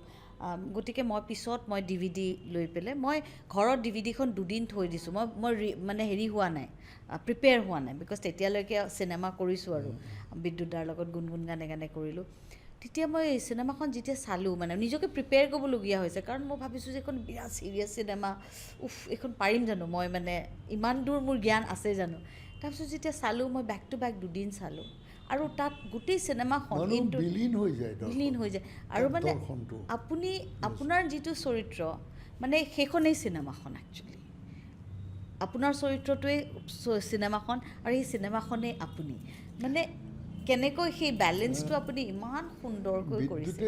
যেতিয়া বিদ্যুৎক মই চেলিউট দিওঁ দেই, বিদ্যুৎ খুব টেকনিকেলি থিমেটিকেলি বিদ্যুতৰ চিন্তাবিলাক বেলেগ এটা পৰ্যায় হাত থাকে, আৰু সাংঘাতিক মেচিউৰিটি আছিলে ফিল্ম মেকিঙত। কিন্তু বিদ্যুৎ সোনকালে গুচি গ'ল, বেছি সোনকালে। তাৰ কিছুমান কাৰণ আছে, যিবিলাক কাৰণ আজি মই ক'বলৈ নিবিচাৰোঁ। মানুহে নিজক বেল মুঝে মাৰ, তেনেকুৱা কিছুমান কথাও থাকে। নিজক ভালকৈ ৰাখিবলৈ মানুহে এটা এটা এটা এটা মন্দিৰ হিচাপে নিজক ভাবিব লাগিব নহয়। চিনেমা নাটক কৰা মানে যে য'তে ৰাতি ততে ৰাতি যি পাইছোঁ খাইছোঁ, য'ত আছোঁ এটা সেই কথাটো হ'ব নালাগে। কিন্তু বিদ্যুৎ ইমান, আৰু তেওঁৰ ৰাগ বিৰাগত যিটো ডিচিপ্লিন, গোটেই ছবিখনত গোটেই থিমটোত গোটেই জাৰ্ণিটোত, আৰু ইণ্টাৰেষ্টিং, মই ৰাণীয়ে কষ্টিউম কৰিছিল দেই, ৰাণী দত্ত বৰুৱা। আৰু তেতিয়া মই এখন থিয়েটাৰত আছিলোঁ। সেই থিয়েটাৰখন ৰেগুলাৰ থিয়েটাৰ নহয়, যদিও ভ্ৰাম্যমান থিয়েটাৰ, মই বান খাই গ'লোঁ কাৰণে মই কৰিবলৈ বাধ্য হ'লোঁ, অন কণ্ডিশ্যন যে মই গুৱাহাটীৰ পৰা এনেকুৱা ডিষ্টেঞ্চত নাযাওঁ য'ত ৰাতি খপিব লাগে। আচ্ছা, খুব বেছি মঙলদৈ বৰপেটা কৰি পেলাই ঘূৰি আহিম। কাৰণ মই ৰাণীক ক'লোঁ মোৰ এটা কষ্টিউম আগতে দিবা, মই অকণমান এডাপ্ট কৰিব খোজোঁ সেই কেৰেক্টাৰটো আগৰ পৰাই। আৰু তাত আছিলে সি ব্ৰহ্মচাৰী, ব্ৰহ্মচাৰী, বিয়া বাৰু নকৰালে, মানে সময়ৰ আগতে তেওঁ ব্ৰহ্মচাৰীলৈ গুচি গ'ল, সেইটো উচিত হোৱা নাই। তেওঁ নিজৰ ভতিজাটোক ৰাগ বিৰাগত কৈছে, যেতিয়া তেওঁৰ গেৰুৱা এইটো পাগুৰিটো পিন্ধি পেলাই বহি আছিলে, তেতিয়া কৈছে তোৰ সময় হোৱা নাই। তাৰমানে ছাপ্ৰেছ ডিজায়াৰ, এই বাবাজনৰ ছাপ্ৰেছ ডিজায়াৰটো থাকি গৈছে। তাৰমানে তেওঁ ডিজায়াৰ মানুহ বহুত ধৰণৰ থাকে নহয়, মানুহৰ নেচাৰেল ডিজায়াৰ থাকে নহয়, ছেক্সুৱেল ডিজায়াৰ থাকে নহয়। সেইকাৰণে তেওঁ স্খলন হৈছে। যেতিয়া তেওঁ ঘূৰি আহিছে ঘৰলৈ, সংসাৰলৈ, তেওঁ ভতিজাজনীৰ স্পৰ্শ কৰিছে, ভতিজাজনীক চুমা খাব খুজিছে। ছাপ্ৰেছ ডিজায়াৰ অসময়ত গুচি গ'ল। সেইকাৰণে তেওঁ ক'ব নোৱাৰাকৈ সেই ডিজায়াৰটোৱে আমনি কৰিছে। এতিয়া তেওঁ পাহৰি গ'ল যে মই কৃষ্ণৰ ভক্ত। আৰু সেই মই চিলাই লৈ সেই নাটকত মই ৰিহাৰ্চেল কৰিছিলোঁ, কিন্তু মই নাৰীৰ চকুলে নাচাওঁ। মোক কো আৰ্টিষ্টৰ চকুলে মই চোৱা নাই। পাকিজাহঁতো আছিলে, ৰেবাহঁতো আছিলে, জিমনিও আছিলে, মই চকুলে নাচাওঁ। আৰু মোৰ খোৱা বোৱা ঘৰত বেলেগ দেই, মোৰ চৰু বেলেগ, ৰন্ধা বঢ়া বেলেগ, টোটেল ভেজিটেৰিয়ান। আৰু পিছত গম পাইছোঁ শ্বুটিঙতো মোৰ চাহ নুগুচকে। আমাৰ মেকআপ আৰ্টিষ্ট যোগেন দা, আমাৰ ৰেচপেক্টেড সাংঘাতিক ভাল মেকআপ মেন। যোগেনে চিগাৰেট খাই সকলোৱে জানে, যোগেনে ফটকে অকণমান মদ পানীও খাই দিয়ে। কিন্তু ৰাগ বিৰাগত যোগেন দাই চিগাৰেটটো নাখায়। মোক প্ৰথমতে মোক টাচ দিয়ে, মোক মূৰটো ঘূৰাই দিয়ে, তো মোৰ মেকআপ দিয়ে। আৰু এছিষ্টেণ্টে মোক পিছত টাচ কৰে। যোগেন দাই কৈছে মই চিগাৰেট খাই দিলোঁ নহয়, মই ইয়াৰ পিছত এই প্ৰাঞ্জলক মই টাচ নকৰোঁ। আৰু মোৰ খানাটো বেলেগে ৰান্ধে। আৰু পিছত গম পাইছোঁ মোৰ চাহ পৰিলে চাহটো নগচকে, চাওকচোন, ক'ব নোৱাৰাকে সেইটো গম পাইছোঁ। কাৰণ আপুনি সেই অৰাটো ক্ৰিয়েট কৰি দিলে।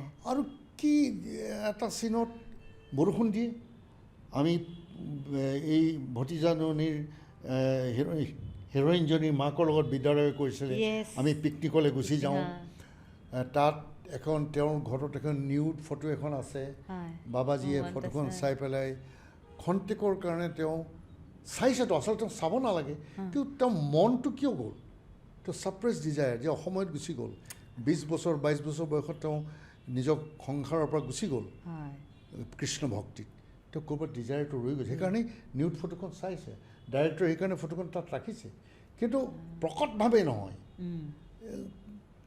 চালে গুচি আহিল। তেওঁৰ মনত এটা ৰিয়েকশ্যন এটা হৈছে। পিকনিকলৈ গুচি গ'ল, এখন নাও চিম্বলাইজ কৰিছে। নাওটো চিম্বল অফ ছেক্স। ডাইৰেক্টৰে নাও এখন, আৰু তেওঁ বিভ্ৰান্ত হৈছে। সেই মহিলাগৰাকীক লগ পাইছে, তেওঁৰ ঘৰলৈ গ'ল, পিকনিকলৈ গুচি গৈছিলে। এজন বাবাজী যাব নালাগে, তাৰপিছত তেওঁক ঘৰৰ আগত নমাই দিলে, দমা পিটা বৰষুণ।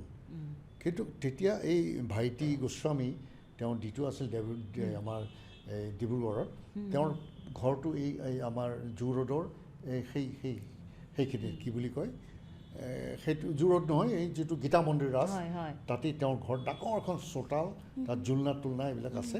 সেইকাৰণে সেইটো আউটডোৰটো তাত কৰিছিলে। সেই চিনটোৰ বৰষুণটো দিব লাগিব, ঠাণ্ডা দিন, ডিচেম্বৰ একদম ঠৰঙা ঠাণ্ডা, এনেই ঠাণ্ডা লাগিছে। কিন্তু মই এই গোটেই প্ৰেক্টিছটো নাটকৰ সেই সময়খিনিত এই গেৰুৱা বসন্ত যে পিন্ধিলোঁ, মই কোনো গৰম কাপোৰ নলওঁ। মই ঠাণ্ডাটো ফিল নকৰা হ'লোঁ, মেণ্টেলি মই ঠাণ্ডাটো হজম কৰি পেলালোঁ। আৰু তেতিয়া ফায়াৰ ব্ৰিগেডৰ 3খন গাড়ী আনি থৈছে, ষ্ট'ৰ্ড পানী, ঠাণ্ডা, বৰষুণৰ চিনটোত ফায়াৰ ব্ৰিগেডৰ পানী দিছে, তিতি বুৰি আহিছোঁ। আৰু ভাইটি দাহঁত ঘৰৰ গোটেইখিনিয়ে একদম ফাৰৰ কিবা লং কোট পিন্ধি, নগা চলটল পিন্ধি পেলাই ৰৈ আছে। তেওঁলোকৰ ঠাণ্ডা লাগি গৈছে, ই তিতিছে কেনেকৈ, তিতি আহিছে লগে লগে এই গৰম পানী দিয়ে গা ধোৱা, এনেই গা ধোঁ, এই কফি ৰেডি কৰি থৈছোঁ। খাম হ'ব। মই গমেই পোৱা নাই, মোৰ ঠাণ্ডাই লগা নাই। তেতিয়া বুলি কৈছে ৰাগ বিৰাগ ছবিখন কৰোঁতে মোৰ কিন্তু এটা মেমৰেবল এক্সপিৰিয়েঞ্চ হৈছে যে নিজক কেনেকৈ ট্ৰান্সফৰ্ম কৰিব পাৰি এটা কেৰেক্টাৰত। ট্ৰান্সফৰ্মেশ্যনটো এদিনত নহয়। হয়তো মই অতদিন ধৰি যে সেই প্ৰেক্টিছটো কৰিলোঁ, সেই কষ্টিউমটো পিন্ধিলোঁ, মানুহে চাই হেৰি কি কাপোৰ পিন্ধি ফুৰিছে। তাকেতো বাপৰে, মানে আমি ৰাগ বিৰাগৰ কথা ইনফেক্ট মই ভাবোঁ যে ষ্টুডেণ্টছ থাকিব লাগে যাক আপুনি গোটেইখিনি কথা ক'ব পাৰে। কিন্তু যিহেতু আমাৰ সময় অকণ তাকৰ, মই এতিয়া আপোনাৰ ককা দেউতা নাতি হাতী, তাত এটা ইনচিডেণ্ট এটা হৈছিল। আপুনিতো এনেও খঙাল, তাত এটা ইনচিডেণ্ট এটা হৈছিল। আপুনি বোলে কাৰোবাক দি দিছিল চৰ এটা, সৰু কোন আছিল বাৰু তেখেত? আপুনি সেইটো আমাৰ নকওঁ নালাগে দিয়া, এতিয়া নকওঁ দিয়া। Okay. কিন্তু এইটো মৰমৰে আছিল নহয় অবাধ্য হ'লে খং উঠে কিন্তু। খং উঠে যেতিয়া নাইকিয়া হৈ যায় এটা সৰু ল'ৰা গুচি গ'ল বেগ টেগ লৈ গুচি গ'ল যিহেতু তেওঁক অকণমান ধমকি দিয়া হ'ল কেলে আমাৰ সেইটো কথা মই সদায় বেয়া পাওঁ যে মদৰ এটা আড্ডা এটা হয় শ্বুটিঙৰ পিছত তাত মই সেই সৰু ল'ৰাজন মোৰ পিছে পিছে গৈছিলে মই কৈছোঁ কিন্তু গাড়ীতে বহি থাকা আৰু আমাৰ ৰঞ্জনা বৰদলৈও আছিলে মৃদুলাহঁতো আছিলে আমি পানীগাঁৱত থাকোঁ নগাঁৱত বাকী গোটেইবিলাক ইয়াত কামপুৰৰ কেম্পত থাকে আমি তাতে প্ৰডিউচাৰ আমাৰ লগত থাকে নগাঁৱৰ কেম্পটোত তাতে সৰু ল'ৰাটোও থাকে মই যে ধমকি দিলোঁ মানা কৰিছিল কেলৈ গৈছিল কাৰণ হেৰি মোকহে ষ্টেণ্ডাৰ্ডে মোকহে গালি দিছে থাৰ্ড ক্লাছ তোমাৰ কাম নাই তুমি আহিছা চিডিউলটো কাইলৈ কি আছে জানিবৰ কাৰণে তুমি আহিছা কিন্তু ইয়াকে লৈ আহিছা আৰু মোৰ মই এনেকৈ ৰৈ আছিলোঁ এইফালে মূৰটো উলিয়াই তোমালোকে মদ খাইছা সেইটো কৈ দিলে গতিকে তেওঁ মই গালিটো খালোঁ মই খংখিলে তাক গালি দিলোঁ ৰাতি গুচি গ'ল কেম্পৰ পৰা নাইকিয়া হৈ গ'ল গোটেই ৰাতি বিচাৰি 1:30মান বজাত এটা ব্লেক মাৰ্কেটিয়াৰ এটা পুলিচত খবৰ দিলোঁ কোনোবাই ক'লে যে অমুক চিনেমা হলৰ ওচৰত এটা ল'ৰা এটা ৰৈ আছিলে বেগ এটা লৈ কিন্তু সি কি ৰহমান নে কিবা আহমেদ কেনেকুৱা এটা সি মানে ল'ৰাটো খুব খাতাৰনাক খুব বেয়া ল'ৰা ব্লেকো কৰে ব্লেক টিকেটো কৰে আৰু খুব মানে বেয়া ল'ৰা বুলি জানে সেই ল'ৰাটোৰ লগত গৈ থকা দেখি লগে লগে পুলিচ গৈ পেলাই ধৰিলে তেতিয়া মোৰ খং উঠিলে খুব সেইটোৱে ঘটনা আৰু গতিকে নামটো নকয় নেকি সঁচাকৈ নামটো নকওঁ দিয়া সৰুতে কিছুমান মানুহৰ থাকে কিছুমান উৎপতীয়া স্বভাৱ থাকে মই নিজে যে উৎপতীয়া নাছিলোঁ সেইকাৰণে আপোনাৰ খং উঠিলে আৰু আমাৰ দায়িত্বত দিছিলে অভাৰ স্মাৰ্ট বাচ্চা ঘৰৰ পৰা আমাক দায়িত্বত দিছিলে এৰি দিব নালাগে লগত ৰাখিব লাগে প্ৰতিষ্ঠা সেইকাৰণে লগত ৰাখিছে কিন্তু আনটো কথা মই সেইখন চিনেমাত ডাইৰেক্টৰৰ লগত এটাও কমিউনিকেশ্যন নোহোৱাকৈ গোটেই ছবিখন মই কৰিলোঁ কিয় কাৰণ মই প্ৰথমতে নকৰোঁ বুলি উঠি আহিছিলোঁ ইনডিচিপ্লিন নহয় যদি কৈ দিয়ে মই তাত NSDৰ পৰা ওলাই আহিছোঁ 81ত ওলাই আহিছোঁ 81 82 আমি ভ্ৰাম্যমান কৰিলোঁ আছাম ষ্টাৰ তাৰপিছত এইখন ছবিৰ অফাৰ আমাক প্ৰডিউচাৰে লৈ গ'ল কেমেৰামেন নলিন ৰয়ে লৈ গ'ল ডাইৰেক্টৰ তালে ডাইৰেক্টৰ মই সোধাটোৱে মোৰ ভুল হ'ল দুখ হ'ল যে কওকচোন অকণমান গোটেই ষ্টৰি লাইনটো মোক অকণমান কেৰেক্টাৰটো কি মোক অকণমান লুক ডাউন কৰি পেলাই ক'লে মোক তুমি হেৰি কথা সুধিছা তোমাক কেইদিন হৈছে চিনেমা লোৱা হা আজি ল'ব তোমাক চিনাকি কৰি দিলে কোনে মোৰ ছবিৰ পৰা তুমি হিৰো হ'লাতো হ'ব দিয়া ছবি হিৰো 5টাকৈ গান আছে আৰু কি লাগিছে মোৰ গাটো কঁপি আহিছে দেই মই গান গাই পেলাই হিৰো হ'ব নোখোজোঁ আচলতে কি জানো তোমালোকে NSD কিবা কিবি কৰি আহিছেনে তোমালোকক ল'লে মোৰ সুবিধা হয় নহ'লে মোৰ সময় নাই এই কটন হেণ্ডিকৰ মূৰত অলপ ৰ'ব পাৰিলেই আৰ্টিষ্ট উলিয়াই দিব পাৰোঁ টিলিকিত আৰ্টিষ্ট উলিয়াই দিব পাৰোঁ গতিকে প্ৰাঞ্জল শইকীয়াৰ সেই কথাটোত বহুত লাগিলে I am not doing your film বলক মানে কি বলক মই নকৰোঁ মোৰ নিজৰ এটা সন্মান আছে মৰ্যাদা আছে টিলিকিত আৰ্টিষ্ট সমান মই নহয় গৰুৱাই গুচি আহিল মানদাই বোলে ৰ'ব নাই বলক মই এক মুহূৰ্ত নৰওঁ মানদাই এম্বেচেডৰত মোক গৈ ফাৰ্ম গেটত আমাৰ আছিলোঁ দেউতাটো ঢুকালেই ইতিমধ্যে মৰম কৰি চৰকাৰে কিছুদিন দিছিলে সেইটো ঘৰত থাকিব বুলি তাৰপিছত আমি ভাড়া ঘৰলৈ শ্বিফ্ট কৰিলোঁ তাৰপিছতে আৰু প্ৰডিউচাৰ 2-3 দিন আহিলে নলিন দা আহিলে মোক খুব ৰিকুৱেষ্ট কৰিলে বোলে ব'লা নহ'লে এতিয়া আৰু তোমাক আমি চবেই ভাল পাওঁ সেইকাৰণে তোমাক লাগে কাৰণে তো মই কণ্ডিশ্যন দিলোঁ ঠিক আছে মই আপোনালোকৰ কাৰণে ছবিখন কৰিম কিন্তু মই নাটকৰ মানুহ, মই NSD FNSD কৰা মানুহটো, মই নাজানো চিনেমা কি মই নাজানো। এখন ছবি হিট হৈ গ'ল আৰু আজৰি ল'ব, ভাল কথা, মই নাটকেই কৰিম। গতিকে ডাইৰেক্টৰক ক'ব মোৰ লগত যাতে তেখেতে কোনো কথা নাপাতে। তেওঁ এছিষ্টেণ্ট ডাইৰেক্টৰ, চিফ এছিষ্টেণ্ট ডাইৰেক্টৰে মোক কমিউনিকেট কৰিব। কামপুৰত শ্বুটিং, প্ৰথম শ্বটটো এই কমল বৰা, তেওঁ ঢুকাই গ'ল, তেওঁ নিজৰ চিনেমা হল আছে। এই ছবিখন পিছত ৰি-এডিট কৰি পেলাই তেওঁৱেই আজি যিটো আমি পাইছোঁ সেইটো বহুত বস্তু নাই তাত, তেওঁৱেই আনিছিলে। তেওঁ এই প্ৰডিউচাৰৰ লগত খুব ভাল, তেওঁৰ চোতালত। মই এছিষ্টেণ্ট ডাইৰেক্টৰক কৈছোঁ চিনটো আছে চোতালত, অকণমান হাঁহিব লাগে, তাত ডাইৰেকশ্যন আছে, অকণমান হাঁহিব লাগে। তো মই কৈছোঁ মই কেনেকৈ হাঁহিম, মই এনেকৈ হাঁহিম, এনেকৈ হাঁহিম নে এনেকৈ হাঁহিম, এনেকৈ হাঁহিম বোলে হা, আৰু তুমিতো নজনা নহয়, হা তুমি যেনেকৈ হাঁহিবলৈ, বোলো নহয় মই NSD FNSD কৰি আহিছোঁ নহয়, নাটকত বিভিন্ন ধৰণৰ হাঁহি আছেতো, তাকে মই কেনেকৈ হাঁহিম। মই কনফ্ৰণ্টেশ্যনত গুচিয়ে গ'লোঁ, কৰিলোঁ। গিৰীশ কাৰ্ণাডে মোক মাতি পঠিয়ালে উৎসৱৰ কাৰণে। মৃদুলাৰ বিয়া 7 দিনমান আমি বহি আছোঁ, তাতেই মৃদুলাৰ বিয়া হৈছিলে তপৰব্ৰত বৰুৱাৰ লগত, আমাক বহুৱাই ৰাখিলে। অমিতাভ বচ্চনৰ কুলিত শ্বুটিং কৰোঁতে ৰাপচাৰ হ'ল, এক্সিডেণ্ট হ'ল, আমি শ্বুটিং বন্ধ, তেওঁৰ ভালৰ মানে খুব ভালকৈ যাতে তেওঁ আকৌ উভতি আহে, মৃত্যুৰ মুখত গুচি গৈছিলতো, আমি প্ৰে কৰিছোঁ, আমি লিটাৰেলি প্ৰে কৰিছোঁ অমিতাভ বচ্চনক ভাল কৰি দিয়া প্ৰভু, শ্বুটিং বন্ধ ৰাখিছোঁ। কিন্তু মোক নিদিলে, 2 দিনৰ কাৰণে মাতিছিল, নিদিলে। চিনেমাৰ শ্বুটিং পিছত হ'ব, গিৰীশ কাৰ্ণাডে মোৰ স্কুলত পাইছে, কাষ্ট আছিল কমল হাছান, উৎসৱত ৰাখি হেৰি আছিলে কি শেখৰ সুমন পিছত আহিছে, আমাৰ এই ফেমাছ এক্ট্ৰেছ আজি ৰেখা আছিলে। গিৰীশ কাৰ্ণাডে কমল হাছান কাষ্ট কৰিছিলে। স্কুলত আকৌ মই যেতিয়া গৈছোঁ, চাউথ ইণ্ডিয়াৰ ল'ৰাবিলাকে মোক কামাল কামাল বুলি মাতে, মোৰতো মোচটো আগৰ পৰা আছে। সিহঁতি বোলে মোৰ কি কামাল, बोले हमारा एक एक्टर है बहुत पॉपुलर है कमल हसन, तुम कमल जैसा लगते हो। না মই কমল হাছানৰ ছবি চোৱাই নাই। তো যেতিয়া কাষ্ট কৰিলে গিৰীশ কাৰ্ণাডে, কমল হাছানে নোৱাৰিলে টাইম দিব, ডেটছ নাই তেওঁ।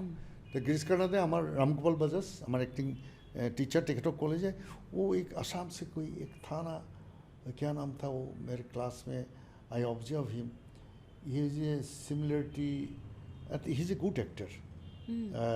बज्जू भाई को प्रांजल, वो बहुत प्यारा है, मेरा बेस्ट स्टूडेंट है वो, हाँ उनको कास्ट करेंगे, कास्ट करना चाहते वो करेंगे क्या। नहीं तो बज्जू भाई को वो फिल्म कर रहे हैं बस आसाम में, ठीक है उनको बुलाए 2 दिन के लिए, उसके बाद let's tell him about the character and about the script, I need him in Delhi for 2 days। মোকতো নিদিলে, মিডিলাৰ ককাটা নাতিহঁতি শ্বুটিং বহি আছোঁ, নিদিলে। ল'ৰা হ'ল 3 দিন মূৰত গম পাইছোঁ তন্ময় জন্ম, 3 দিনৰ পিছত গম পাইছোঁ, তেতিয়াতো আৰু এইবিলাক নাই আৰু। যেতিয়া গুৱাহাটীলৈ মানিকদাৰ লগত আহিছিলোঁ, সেইদিনা মোৰ শ্বুটিং ব্ৰেক আছিলে, মানিকদাৰ তাত ফোনটো কৰিবলৈ আহোঁ, পূৰ্ণিমা তাত মোৰ মহাৰ ঘৰত, তেতিয়া চাউথ এভিনিউত বিশ্ব গোস্বামীৰ ঘৰটোত থকাৰ সুবিধা দিছে। ফোন কৰিলোঁ, মোৰ মহা ডাক্তৰ মহাহঁতে সদায় পূৰ্ণিমাক চাই আছে, ফোন কৰিছোঁ মাহীলৈ, বোলে মাহী পূৰ্ণিমা তেতিয়া সেই সময়ত তাত আছিল মাহীহঁতৰ ঘৰত চাউথ এভিনিউত, বোলে হেৰি তই আহিলি, মই বোলো নাই পূৰ্ণিমা ভালে আছেনে, কি ভালে আছে, তই ক'ত আছ, মই বোলো মোক গুৱাহাটীৰ শ্বুটিঙত। আৰে তহঁতৰ ল'ৰা এটা হ'ল নাই, মই বোলো কেতিয়া, বোলে পৰহি। অঁ সি বোলে আগতে হৈ গ'ল, 25 দিন আগতে হৈ গ'ল। বোলো এতিয়াতো মই কেনেকৈ যাম, মোৰ ধৰণৰ মামালে মানে বোলো মই কাইলৈ কিবা কৰি যাওঁ নেকি, বোলে নাই নাই ডাইৰেক্টৰক সুধিব লাগিব, তোমাৰতো শ্বুটিং আছে নহয় আজি, এতিয়া মোৰ ঘৰলৈ আহিছোঁ, আমিতো ৰাতিপুৱা যাবগৈ লাগিব, তোমাৰ শ্বুটিং পাবগৈ লাগিব। মই বোলো কি ক'লোঁ, মাক ক'লোঁ, এই পূৰ্ণিমাৰ বন্ধু হৰেণ, তেতিয়া নমগলৰ ল'ৰা NSD পঢ়ি আছিলে, হৰেণক দায়িত্ব দিলোঁ, এজনী বন কৰা ছোৱালী আৰু এটা মোৰ ভাইটি, সিহঁতৰ টিকেট কৰি দিলোঁ, সিহঁতি ৰাজধানী নে কি আছিলে আৰু গ'ল, এই মোক নিদিলে আৰু। তাৰপিছত কাজিয়া কৰি মই 18 দিনৰ মূৰত গৈছোঁ এদিনৰ কাৰণে। পূৰ্ণিমাটো চূড়ান্ত খঙত একেবাৰে জ্বলি পকি আছে। মোকতো নিদিলে বাচ্ছা চাবলৈ। মোক বিভা বাইদেউ, বন্তি বৰপূজাৰী গোটেইজাকে মোক লৈ গৈছে, অনু শইকীয়া, দুলাল শইকীয়া মিছেছ। পূৰ্ণিমা বোলে খুব খঙত আছে, কথাই নাপাতে। এতিয়া মামীহঁতক কৈছে মই ইয়াত অনাথ আশ্ৰমত থাকি যাম, এনেকৈ ৰেছপনচিবল ফাদাৰ আমাক নালাগে। মই প্ৰাঞ্জলক মুখ নেদেখাওঁ। মই গ'লোঁ, দুৱাৰখন খুলি দিছোঁ, লগে লগে ঘূৰি দিছে বাচ্ছাটো লৈ, এবাউট টাৰ্ণ, কান্দিছে, পিঠিখন কঁপি আছে। মই পুমা বুলি মাতিছোঁ, মন্ত্ৰী মামীহঁতে বাজে, পূৰ্ণিমা চোৱা কোন আহিছে, কিয় আহিছে এতিয়া? কান্দি কঁপি কৈছে, গুচি যাওক, 3 জনীকে হিৰ'ইন আছে, ইৰেছপনচিবল ফাদাৰ। মই নাযাওঁ অসমলৈ ঘূৰি, মই অনাথ আশ্ৰমত থাকি যাম। পিছদিনা আৰু গুচি আহিছোঁ মাহঁতো আছে। তাকেতো চাওকচোন, চিনেমাখনৰ কথা যেতিয়া আমি ভাবোঁ, প্ৰাঞ্জল শইকীয়াই যে ইমান কষ্ট পাইছিল সেইখিনি সময়ত, আমিতো অনুভৱেই নকৰোঁ। বহুত কষ্ট। আপুনি ইমান সুন্দৰকৈ চিনেমাখন আগবঢ়াই লৈ গৈছে। কিন্তু ডিৰেক্টৰে তাৰ পৰৱৰ্তী সময়ত আৰু ছবি কৰিলেতো, নেচাৰেলি মোক কেনেকৈ মাতিব, নামাতে। মোক মুখখন ঘূৰাই দিয়ে। কলকাতাত পাইছোঁ, তাতো মোক দেখি পেলাই মুখখন ঘূৰাই দিছে। কিন্তু এটা সময় আহিল, মই নাজানো, বৌৱে মোক ফোন কৰিলে, আমাৰ তেতিয়া লেণ্ডফোনহে আৰু, যে দাদাই তোমাক খুব চাবলৈ বিচাৰিছে, দাদাৰ অৱস্থা খুব বেয়া, মেডিকেল কলেজৰ অমুক নম্বৰ ৰুমত আছে, তুমি এবাৰ প্লিজ আহিবানে? মই গৈছোঁ। তেতিয়া বিশ্বাস কৰা, ভৰি দুটা এনেকৈ দাঙি আছে, হাড়ে চালে আছে, এই কোমাই চকু গাত চালাইন লৈ আছে, বিছনাখনত বহি আছে, মই আঁতি লৈছোঁ, প্ৰাঞ্জল আহিছে।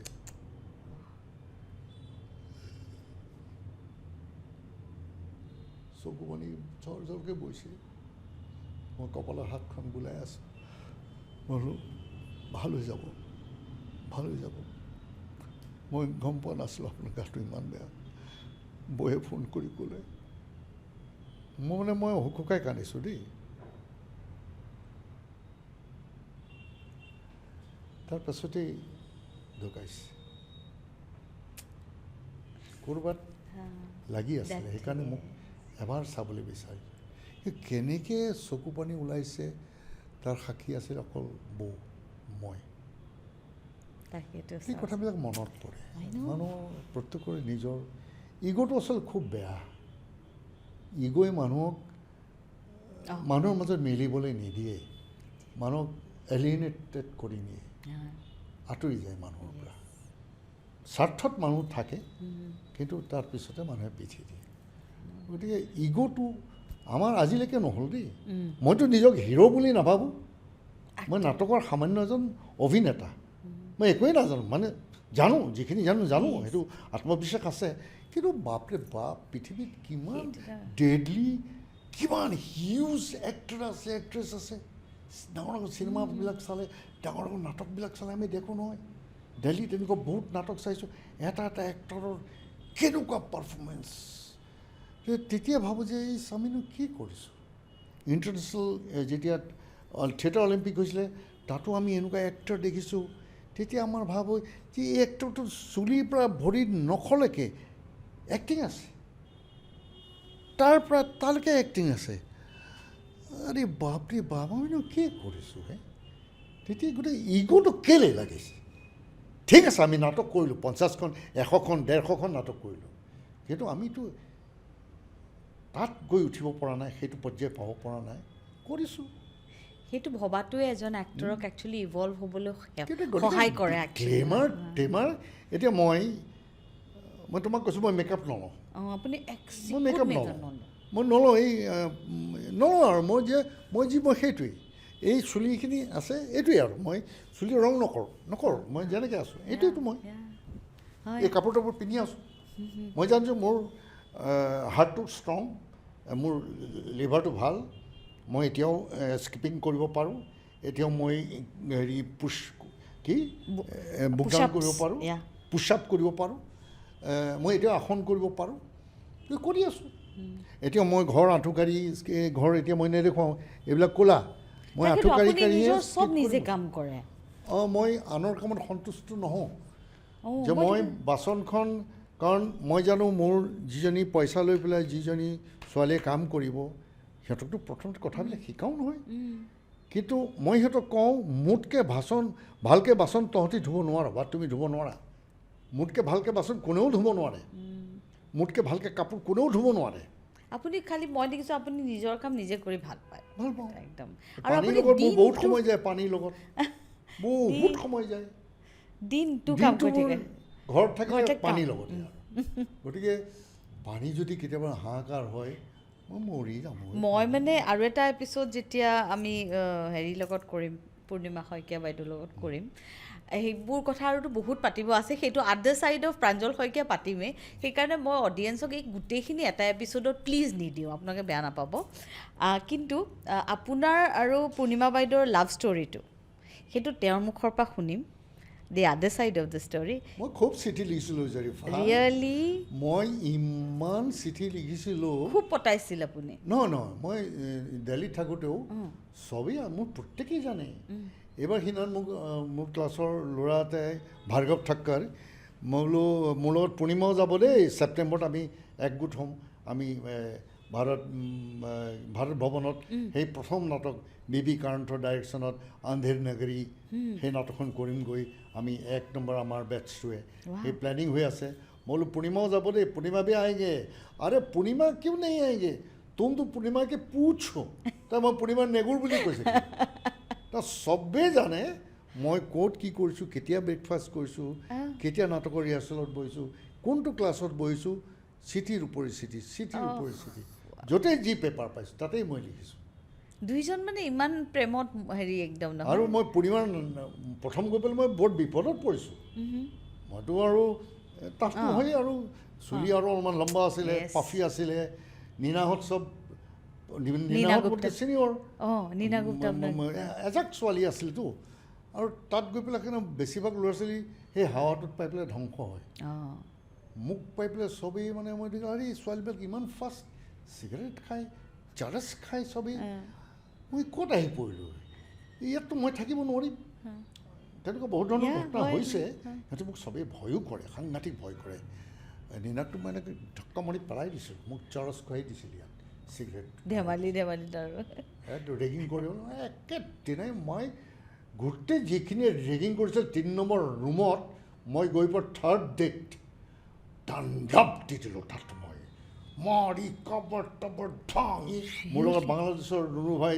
কামৰুজ্জামান চৌধুৰী নীলু কামালুদ্দিন নীলু সিহঁতক লৈ গৈছিলে যে বাংলাদেশৰ আৰু অসমৰ ল'ৰাটোক আজি আমি ৰেগিং কৰিম সিহঁতি তলত তাকিয়াৰ পৰা এই কি তোষকবিলাক নোৱাই পেলাই তাত 8-9টা ল'ৰা তাত বহি ধোঁৱা গোটেই ৰুমটো কি মোৰ পাঞ্জেত এটা সহ্য হোৱা নাই পিছতে গম পাইছে এইটো চাৰছ সিহঁতি মোক প্ৰথমতেই ভুল কৰি দিলে चारस तो पीना होगा ये NSD में आए हो एक्टिंग करना है हमारे साथ रहना है चारस तो पीना होगा बोलो भाई मैं सिगरेट खाबला अहा নাই मैं सिगरेट আজিলৈকে খোৱা নাই हम नहीं पीते सिगरेट ये तो हिंदी तो तेनुकाई ये क्या सिगरेट क्या है तो तुम्हारा नाम बोलो ठीक से बोलो प्रांजल सैकिया क्या पिरांजल प्रांजल क्या सैकिया प्रांजल शइकिया কৈছে क्या शइकिया प्रांजल शइकिया ये उच्चारण के ऊपर ने अच्छा इसको एक कस पिला दो नीनाई पिला बोले आइছিল মানে এনেকৈ ধৰি লৈ পেলাই বেক ওপেন ইয়াতে গাঁঠি এটা আছে হট পেণ্ট বগা ইয়াত লগাওঁতে মই চালা চোৰৰ বাচ্চা বুলি ধামকৈ মাৰি দিলোঁ কুকুৰ পোৱালি চালা চিনি পোৱা নাই কাটি টুকুৰা কৰিম তহঁতক মই গুৰিয়াই লঠিয়াই গোটেই সিহঁতেতো ভবা নাই এনেকুৱা কেতিয়াবা হ'ব ফাৰ্ষ্ট ইয়েৰত এটা ল'ৰা আহি পেলাই আছামছে কৈ জাংলি আয়া অসমৰ আচুৰ আন্দোলন তেতিয়া চলি আছে চাপ ওলাই পেলাই দৌৰ মাৰিলে মোক অভিজিত লাহিৰী মোতকৈ এবছৰ ছিনিয়ৰ সি মোক একদম ধৰি ৰাখিছে আমাৰ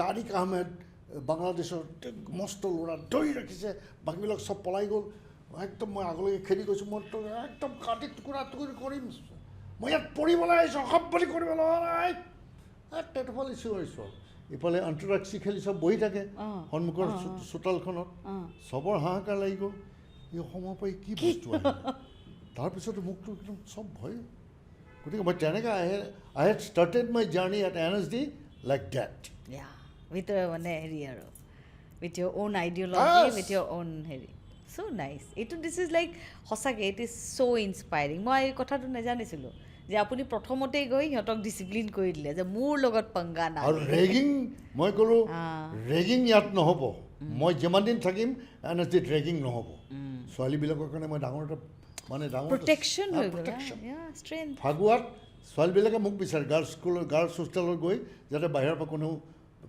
ৰং দিবলৈ আহিব নোৱাৰে বৰ বেয়া বেয়া ৰং দিয়ে নহয় মই একদম দণ্ডালৈ ৰৈ থাকোঁ এনেও মোক ভয় কৰে চবেই গতিকে কোন আহিব সিহঁতক ফাগুৱাত এই প্ৰাঞ্জলদাৰ লগত এতিয়া কথা পাতিলে মই ভাবোঁ যে এই এটা এপিছ'ডত নহ'ব মোৰ ইমানবোৰ প্ৰশ্ন আছে সুধিবলৈ কিন্তু সময়টো যিহেতু অকণমান কমি গ'ল আমি এটা কাম কৰোঁ আমি আৰু এটা ছিজনত আকৌ লগ পাম আৰু সেইবাৰ আমি অলপ বেলেগ ধৰণকৈ লগ পাম গতিকে সেইটো আমি অকল আমি ভিতৰতে এনেকৈ কথা নাপাতোঁ কিন্তু বাট এতিয়াও আপোনাৰ জীৱনৰ আমি 20%ই চুব নোৱাৰিলোঁ আজি অনেষ্টলি বিকজ আপুনি যেতিয়াই কথাবোৰ কৈ আছে না আপোনাৰ একেবাৰে শৈশৱৰ পৰা আপুনি ডেকা সুঠাম ধুনীয়া ল'ৰা এজন তাৰপিছত মেচিয়ৰ হৈ গ'ল মোৰ মায়ে লগ পোৱালৈকে আমি এতিয়া লগ পোৱালৈকে এজন সাংঘাতিক ধুনীয়া ব্যক্তিত্বৰ এজন আক্টৰ আৰু খুব সুন্দৰ ভাষা খুব সুন্দৰ মানে স্কিন ক'বই নালাগে গতিকে এই সকলোবোৰ লৈ এণ্ড বহুত মেমৰিজ আপোনাৰ আছে এণ্ড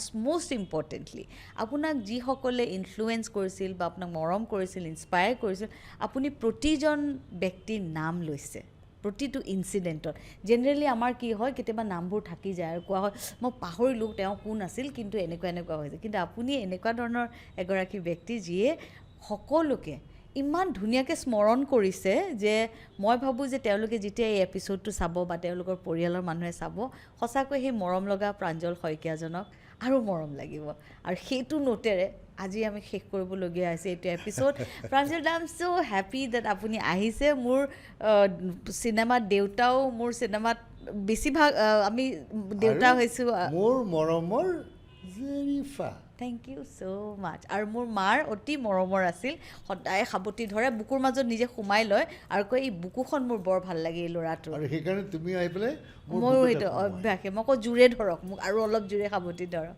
চ' সেইটো নোটেৰে আমি প্ৰাঞ্জলদাক আকৌ লগ পাম বিকজ তেখেতৰ ইমান কাম ইমান ব্যস্ততা তাৰ মাজত যে তেখেতে আহি একদম সময়ত আহি সুন্দৰকৈ ইমান আমাক সময়খিনি দিলে তাৰ বাবে মই চিৰকৃতজ্ঞ and I love you all সদায় ভালে থাকা সুন্দৰ হৈ থাকা ওম শান্তি